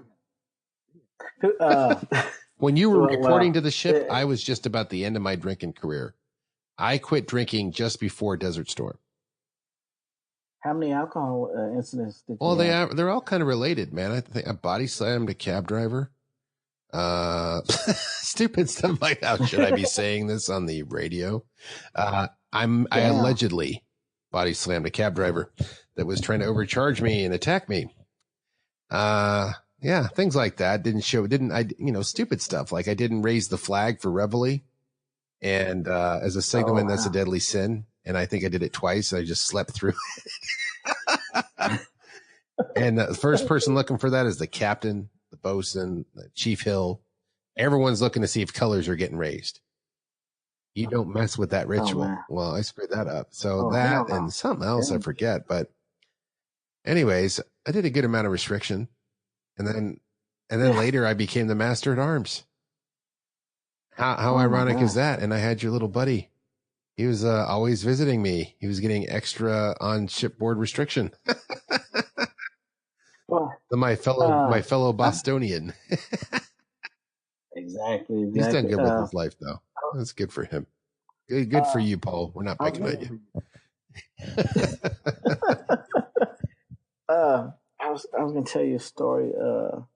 Gosh, it involved the captain. Of course, I guess on our way back from Desert Storm, Desert Shield, that's when they started to put me in the ship's office, right? Yeah. Well, my only specific duty was to write out the plan of the day, right? The POD. Yeah. The POD. Well, I'm sure. I'm thinking it was after on our way back, but I could be wrong. But anyway, I would do the plan of the day, and of course, during the day, the captain has all kinds of visitors to his stateroom, right? His little office area. I don't know if you had been there, but there's a big old line. It kind of reminded me of people waiting up to talk to the Godfather. They're waiting to get a payday. Exactly. So I'm in line, and I must have been in line for damn near half an hour. And me being as young person, the young person that I was, I broke rank, and I said, "Well, to hell with this shit.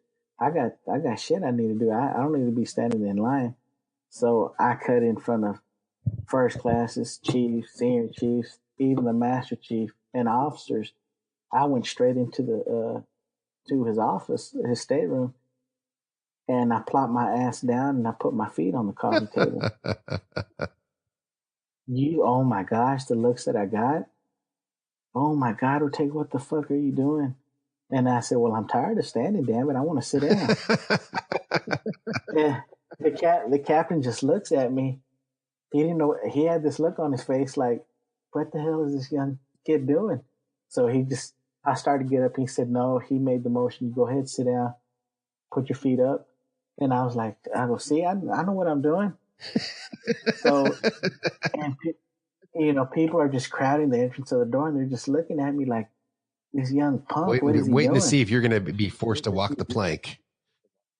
Exactly. So the captain gets off the phone, and he's like, well, Mr. Ortega, how can I help you? I said, well, I got the plan of the day if you're in the mood to read it. He said, well, yes, Mr. Ortega, let me. So he makes his little notations, and he said, well, what kind of day have you had?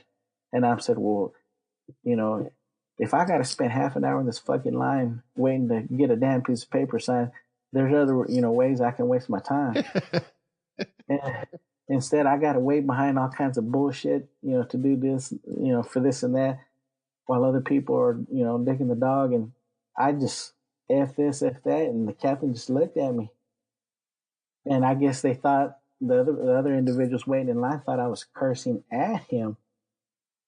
And they thought I lost my fucking mind. And they were just like, oh my God, Ortega just cursed out the captain. They're seeing it from the other side. They see the hand gestures, but you're praising him instead of yelling at him, whatever. Exactly. So somehow, word gets back to Gunner and to my other chief. And they were just like, oh my God, have you lost your fucking mind? Get your ass in there. And I had a lieutenant stop me, a lieutenant and ensign. They both pulled me into their office. I started to get yelled at. Are you out of your fucking mind? We're gonna write you up. And I said, for what? You cursed at the captain. I said, have you lost your fucking mind?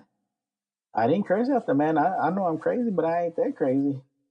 So they went and talked to the captain. And they were apologizing, on my behalf, supposedly. We're sorry for the disrespect that he showed you. And the captain said, no, I asked Mr. Ortega what he thought of what was going on the ship today, and he gave me his opinion. and they were dumbfounded. They were just like, you're really going to make his bond, or, you're really going to step up for him? He said, well, Mr. Ortega is quite colorful in his descriptions, and the young man spoke his mind. And after that, I never got once called out on it. And when he told me to ask me to speak my mind, I spoke my mind freely. How entertaining is that? Did you know QM3 Kazana? Yes, I remember him. I figured he'd be a fellow Texan. He's from Texas too. He was a buddy of mine. Well, I didn't know that. You didn't know that, huh? No, I didn't. Me and him used to hang a bit. He was pretty cool guy. He got married to that other gal on the ship. Sorry, I can't remember your name, Mrs. Cazada. Tammy, I think.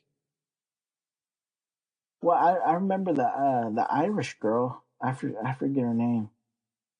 Cadlick. Cadlick got married. Yeah, they're still happily married. I saw them at the ship's reunion. Did you know about the reunion? I remember seeing pictures of it. Yes, it just I remember her because of her distinctive. I guess she's Irish, right? Or British. I have to check. Now she's going to be mad at this podcast. I'm going to cut this part out. I don't know. I mean, I distinctly remember her, Mind Doc, and Mind Doc's she's supposed to be on in the morning. Mind Doc was dating some other individual. I mean, that she's not married to now. Chief. But Chief, I have no idea. But there's a few individuals I remember. Who was the petty officer, first class corpsman? Petty officer, first class corpsman. See, you got me there because I was hardly ever at sickbay. What were the spy checks that we used to? They called them. You had to do a damn card. You got a card and you did some kind of check. Oh, the PMS cards on equipment. PMS cards. Yeah, PMS preventative maintenance. Well, yeah. I happened to do some kind of damn PMS check or something, which I guess it was near I don't know, something he had to sign off on, right? I don't know why I had to get a damn signature from him. Must have been some health safety thing. And I went to him numerous amounts of time to get it signed. He blew me off and he said, "Not right now, come to me later, not right now." Well, it was either I turn it in, forge a signature, turn it in and not get in trouble, or turn it in without a signature and I'm still going to get in trouble. So he kept on blowing me off. So I went ahead and I forged his name. So they sent the card back to him and he called me to sickbay and he said, "Your name's Ortega, right?" I said, "Yes, sir, it is." He said, "Well, first of all, you don't have to call me sir. I work for a living." And anyway, he said, "Well, did you forge my signature?" "Yes, I did." He said, "Why? You know I can write you up." I said, "Well, how many times does it take for me to ask you to please sign a damn piece of paper?" And he just looked at me like if this ballsy SOB is cursing at me. And I said, "First class, how many times have I come to you and I asked you to sign this damn piece of paper and you kept on blowing me off?" I said, "Either way, I'm going to get in trouble." I said, "The way I look at it, I saved you time for writing on this damn piece of paper." And he was just like, "Well, next time you need to ask me." And I said, "Well, shit, how many times do I have to ask you?" And that's how I wound up meeting that individual. And after that, I never had a problem again with getting a piece of paper. You're just trying to get your business done, because that's the funny thing you talk about, little nuances. They don't know if you're a box of rocks or you're a guy that's on a mission. You're really trying to do your job. They have to determine it's like friend or foe. They have to figure out, oh, he's one of those guys. Oh, he's one of these guys, and that's what it's like, right? Once you figure out somebody's squared away, you're like, oh yeah, he's going to help me get my day done faster. We're working together now. Or this is just some young guy jibber jabber and I'm trying to get over here, have a smoke break and call my wife on the ship to shore line. So, it's funny how that works. But but it's little things like that, to me, it was constant. You were constantly being tested. I mean, I wouldn't say it was mean spirited, but I guess people wanted to see what type of person you were. Well, yeah, people want to test your mettle. I mean, there's a lot of like confidence checks. There's a lot of testosterone. There's a lot of people living in a tough situation. I mean, you're on a ship, right? and you live in a tight little bunk, Exactly. and we don't have all our own personal space, and we have to coexist. And then there's rank, and then there's order, and then there's, the POD, and you know what I mean? So when you break that all down, and then if you run into a punk, a bully, a person who's just got some extra testosterone and they want to mess with you because they're feeling bad about their stuff, misery loves company, well, you get to fend off that caterpillar, kick him off your shoulder. You know what I mean? It's just, it was just a constant thing of that. And, like we used to say, shit rolls downhill. So the captain's mad because he got a bad performance review from some admiral or somebody in the battle group or something. I mean, we were a badass ship, whether you realize it or not. We get the battle E, dude. That means you're the best in your group. You're the best in your class. And we had the C for communication. So we were a badass ship, even though it seemed like there was so many times where you're like, these people just don't get it. We all thought that about each other at points, but exactly. You grow up now and you're like, yeah, I bet all those guys grew up to be pretty well-to-do or pretty sharp or got their shit together. You know what I mean? Yeah. Well, the few the individuals that I've caught up with, I've come across on Facebook, guys like Foster that used to serve in the weapons. I mean, that guy's training people for Black Hawk helicopters, I believe. I mean, that guy. I mean, I look at that guy. This guy had his shit together. He went hero status. Yeah. But to me, everybody finds themselves in their own way. I mean, I'm not here to knock whatever person, whatever they chose to do. Well, after, we can all look at it 30 years later and say, well, that guy was probably yelling at me because two other people were yelling at him. And then I yelled back at him because someone else had just yelled at me a minute ago. It's that big, but when you meet up with shipmates, and I guess you haven't met up with many of us lately, so you got to go to the next reunion. I think they're having one in Colorado. Make time for it. Wow. You know what I mean? Even if it's not all the exact shipmates, there's something about the hood, man. I was hanging out with people that were generations before me and generations after me on the Mount Hood. But together we were all the Mount Hood. There was just something about that ship, man. And that's what you'll find in your brotherhood and sisterhood. I mean, before it was a brotherhood, and then we got women on board, and then we just became one big family. I really respect the female shipmates. They worked hard. They endured the same shit I endured. It's not like I did anything more than them, for that matter. You know what I mean? I think to a certain extent, I mean, they put up with a lot more shit than we did to a certain extent. It was almost like getting put in a men's prison, in a sense, if you think about it, initially till everything got ironed out. What a scary proposition to go on a ship full of hardcore testosterone, just cussing, swearing, bar fighting, crazy men. Because, I seen certain things and heard certain things while on the boat, directed towards the women on the boat. I mean, I didn't agree with it, but, I can just imagine how they felt. You put yourself in their shoes, right? Exactly. And it just, my hat's off to them, because, they had to put up with a lot more shit than a male on the ship would put up with. When you think about it, it's very true. And, I don't know if you know this, but do you know who Admiral Howard is? Oh, I've got a perfect story for you concerning Admiral Howard. Of course, when she was on there, she was an Ensign Howard. So, like, she was chief engineer. Yeah. Chief engineer. And, at the time I was mess cooking in the officer's mess. My short-lived officer's mess cooking duty there. Anyway. And, she had just come from the bilges. And I was sitting at the table, and it was one horrific damn smell that was emanating from her body. And I was like, oh my God, who the hell smells like shit? I mean, it stinks like shit.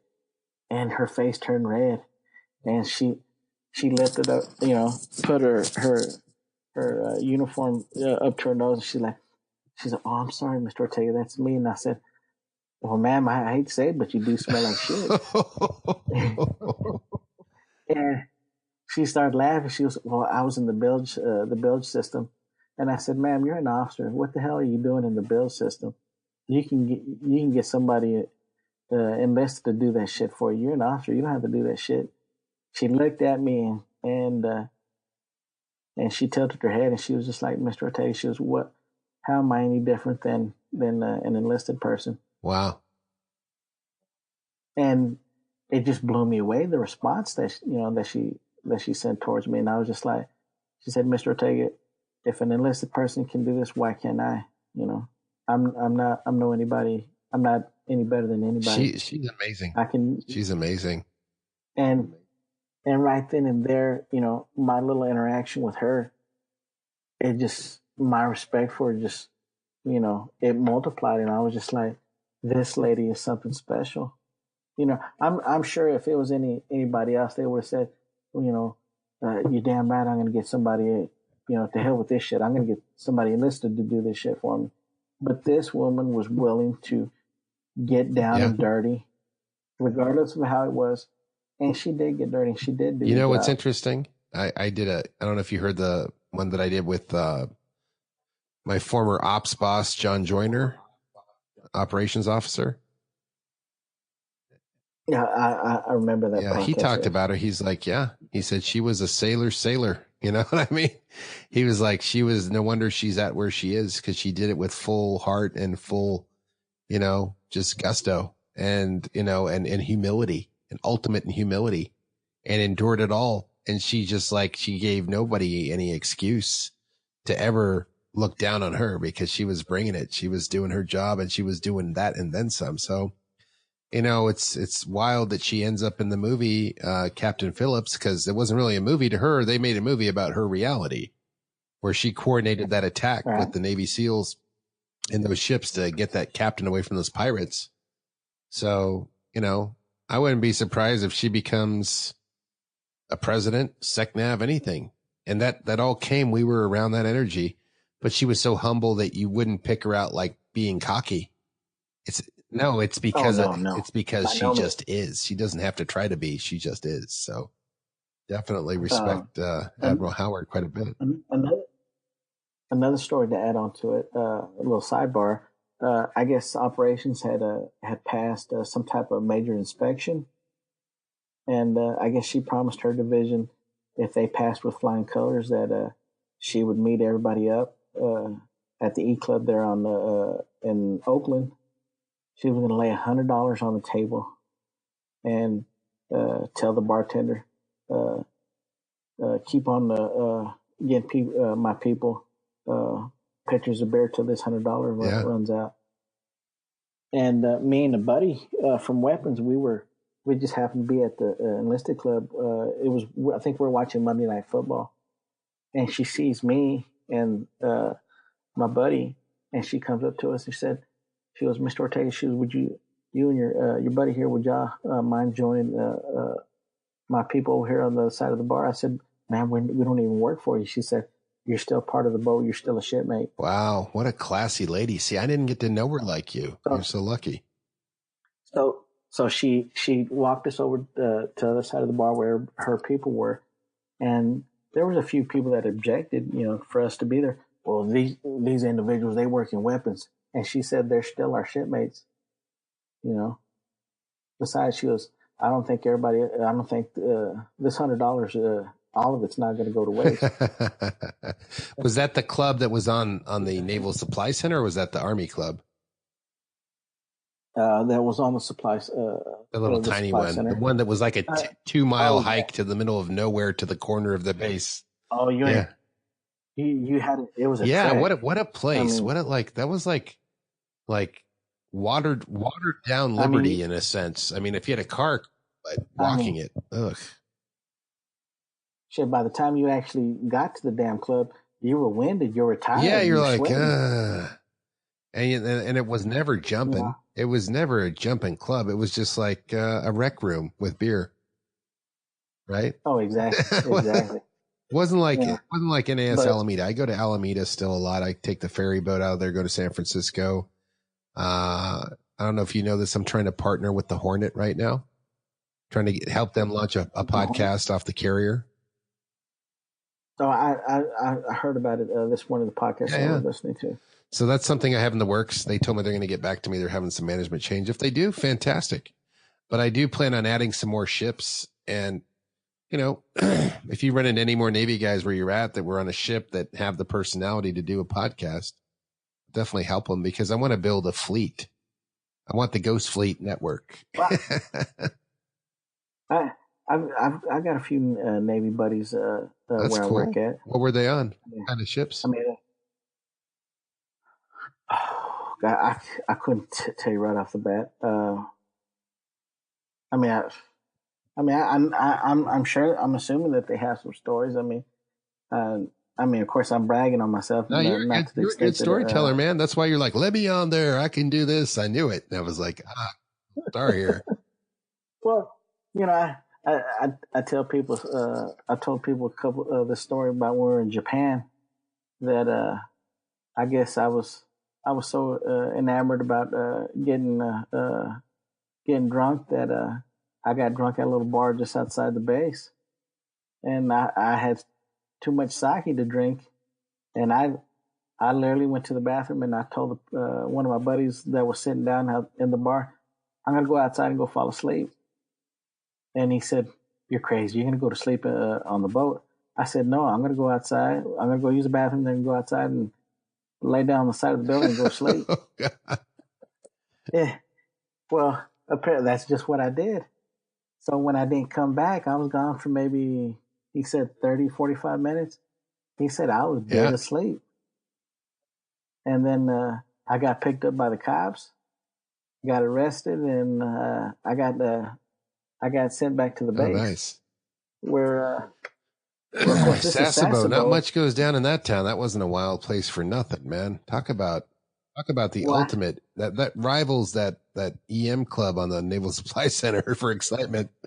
Right. Well, I think that night we had close to 50 fights. All were associated with the Mount Hood. Oh, night. You don't know that story, or maybe you do. Was this on the way to Desert Storm? Let me tell you what it was. There were some individuals on that base. I thought it was shipmates fighting shipmates. It wasn't shipmates fighting shipmates. There was a gang of guys that would play the knockout game against Mount Hoodlums. They would hide and jump us as we would walk to the ship. Not me personally, but I started thinking it was other shipmates that had something to harbor against each other that were fighting each other on the way to the war, but it wasn't. You know, I really did. I thought it was people that had been talk shit to, taking their last revenge before they die or something. Come to find out, they arrested them. There was a bunch of guys, and someone told me this either when I was at the last Mount Hood hangout or through the podcast or something. I'm trying to recall where it comes from, but yeah, there was a group of guys, and they would hide, and they would wait for us to be walking back from that EM club to that dark part of the base to get over, to the ship, right? Get to the Liberty boat or whatever. Or no, we weren't taking Liberty boats where we were pierside, right? And they would just jump out from behind the trees and run up and knock a guy out. And then someone was telling me they ran up and they caught one of the guys. It might have been Hanson telling me this or somebody. They ran after the dude. Yeah. And eventually NIS or whoever figured it out. It was just this gang of guys that were stationed on the base. That's screwed up. That's crazy. And I thought I thought there was tension on the ship. I'm like, oh, we're fucked. We're going to war. We hate each other. Well, I was making a phone call. Of course, the time difference from Japan to America. I mean, it's crazy. Well, I'm in the middle of a phone call talking to my family, and some dumbass gets into the phone booth and he presses down on the line and says, "You're done. It's time for me to make my phone call." And I looked at him. I said, "You've lost your ever loving mind." So we start pushing each other. We start, throwing some rounds. We fall onto the ground. We start hitting each other. And it seemed like out of nowhere, there was shore Oh patrol from God. hell. I mean, my body got twisted in ways I didn't think I could twist. They they threw handcuffs on me and get your ass in the back of this truck, and they took me to the pier landing. And of course, they told me they were going to put a report on me. And then just about the time that they were calling the command to send a boat to come pick me up, that's when a bunch of fights start kicking off. Well, there was some ship fights, but a lot of the stuff that happened in Sasebo was from that. There's some guys that would get in brawls. I mean, I've been on shore patrol in PI, and I've seen some fucking guys beating the crap out of each other, shipmates, over what? I don't know. Over what they thought they were fighting over, they probably don't know. It was just testosterone, aggression, hard work schedule, sleep deprivation, just agita, as we say in Italian, agita. Really, that's what that was. And, I take this whole story in perspective, but I like when I hear your side. I hear about things like you were out there getting drunk. I had gone sober 100%. I stayed sober for 18 years. I was on that base. I used to be the biggest raging partier you never knew. And after I went through rehab, I quit and I became Mr. 4-0. Right. And I was like, yes, sir. Boom, squared away, all that stuff. But it was weird because I'd see all my friends, and we're all still great friends today, but all my drinking buddies were still on one. And they were tearing it up. And I'd be like, don't do that, bro. Oh, we're just a little bit, man. We're just gonna, I'm like, oh, don't beat yourself with that stick. I told you. It's kind of like that, right? So when I was in Sasebo, you were out partying. Guess where I was? I went and rented a room at the BOQ so I could have my own bed. And I could watch movies from a VCR and buy some groceries and feel like a human. I was just going for some humanness for myself. And I think I even paid for the customary, real Japanese dinner. So I had that done on the base. They come out and they have their kimono and they make you the traditional thing. It was pretty cool. Me and a couple of buddies, we went out to an actual Japanese restaurant out in town. Oh my gosh, I made the foolish mistake of saying I'd pay for everything. Yeah, you're Big Bucks McGee on that one. Hope you were slushing some money. Oh my gosh. For what they served us, I was like, you got to be kidding me. No wonder people are skinny. Well, the cost of living was astronomical. It's probably like San Francisco was here. If you come here from Texas, you'd be like, huh? Am I back in Japan? Because I bought me one of them $13 Happy Meals in 1990. $13 Happy Meal in 1990. I come back to the States. A Happy Meal was like $1.85 or $2.35 or something ridiculous like that. Now, prices have gone up because the fake meat gotten more expensive. There was a nightclub there outside in Sasebo. The cover charge was $20. Well, at the time we were like $20. Well, $20 when it was 200 to us. Sure. Yeah, I was like, what are we, the bank? But we paid the cover charge. But the thing about the club was they had a free buffet, and they had like a soda fountain line. But you're like, hell, we're Americans. Why do we want to drink soda?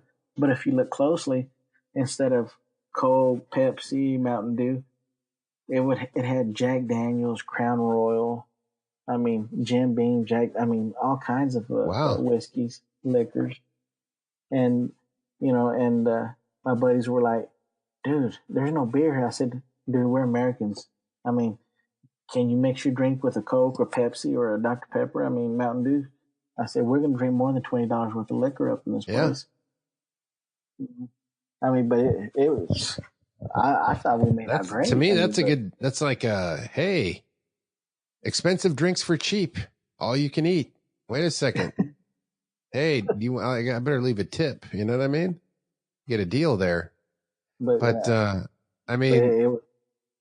yeah, you definitely got to get in touch with some more of your shipmates. It'll just like this podcast. I'm sure we knew each other, but we didn't know each other enough, even though we lived on one little boat, because I was up on the top Well, of the signal bridge doing my thing. You were down in weapons doing your thing. I was. I, I do remember seeing you, but like I said, Yeah. it's Passing in the night. Your face is you know, familiar too. Isn't that funny? Part of that's age, though. it, You're like, of course, everything's, back then everything's right. compartmentalized. I mean, I remember being told, you don't associate yourself with the deck apes or the ops people. Ops people, they don't know what real work is. We're weapons. We stick to our own kind. Yeah, there was some tribalism, in different departments for sure. Because I had friends in every department, though. There was an ongoing battle between weapons and deck division. But battle of the passageway. What was it? Because they would have people from deck division, walk into our berthing and say, "Y'all just gonna let me walk up in here? Y'all must be some sorry SOBs. Y'all gonna let anybody walk up in here and punk y'all?" And so we'd have to chase this individual down in the hallway and just beat him down. It was Red Rover. Red Rover sent somebody over. Exactly. And they would send us, every now and then to deck division. Y'all ain't nothing but a bunch of punks. Ain't nobody gonna say nothing to me. Yeah. And of course, we'd get chased down the hallway and get beat down. I mean, it was crazy because, it come close to blows. No, you talk about the modified combat. Yeah, I know. But now that you bring that up, of course, back to Seaman Wolf. Well, I guess back then he had a real good buddy of his, some new boot. He was from Kentucky. I mean, this dude was he talked like a hillbilly. I mean, when he said Kentucky, he said Kentucky. And well, this fool, he liked to drink Jack Daniels, and of course, Wolf, he was a big whiskey drinker himself.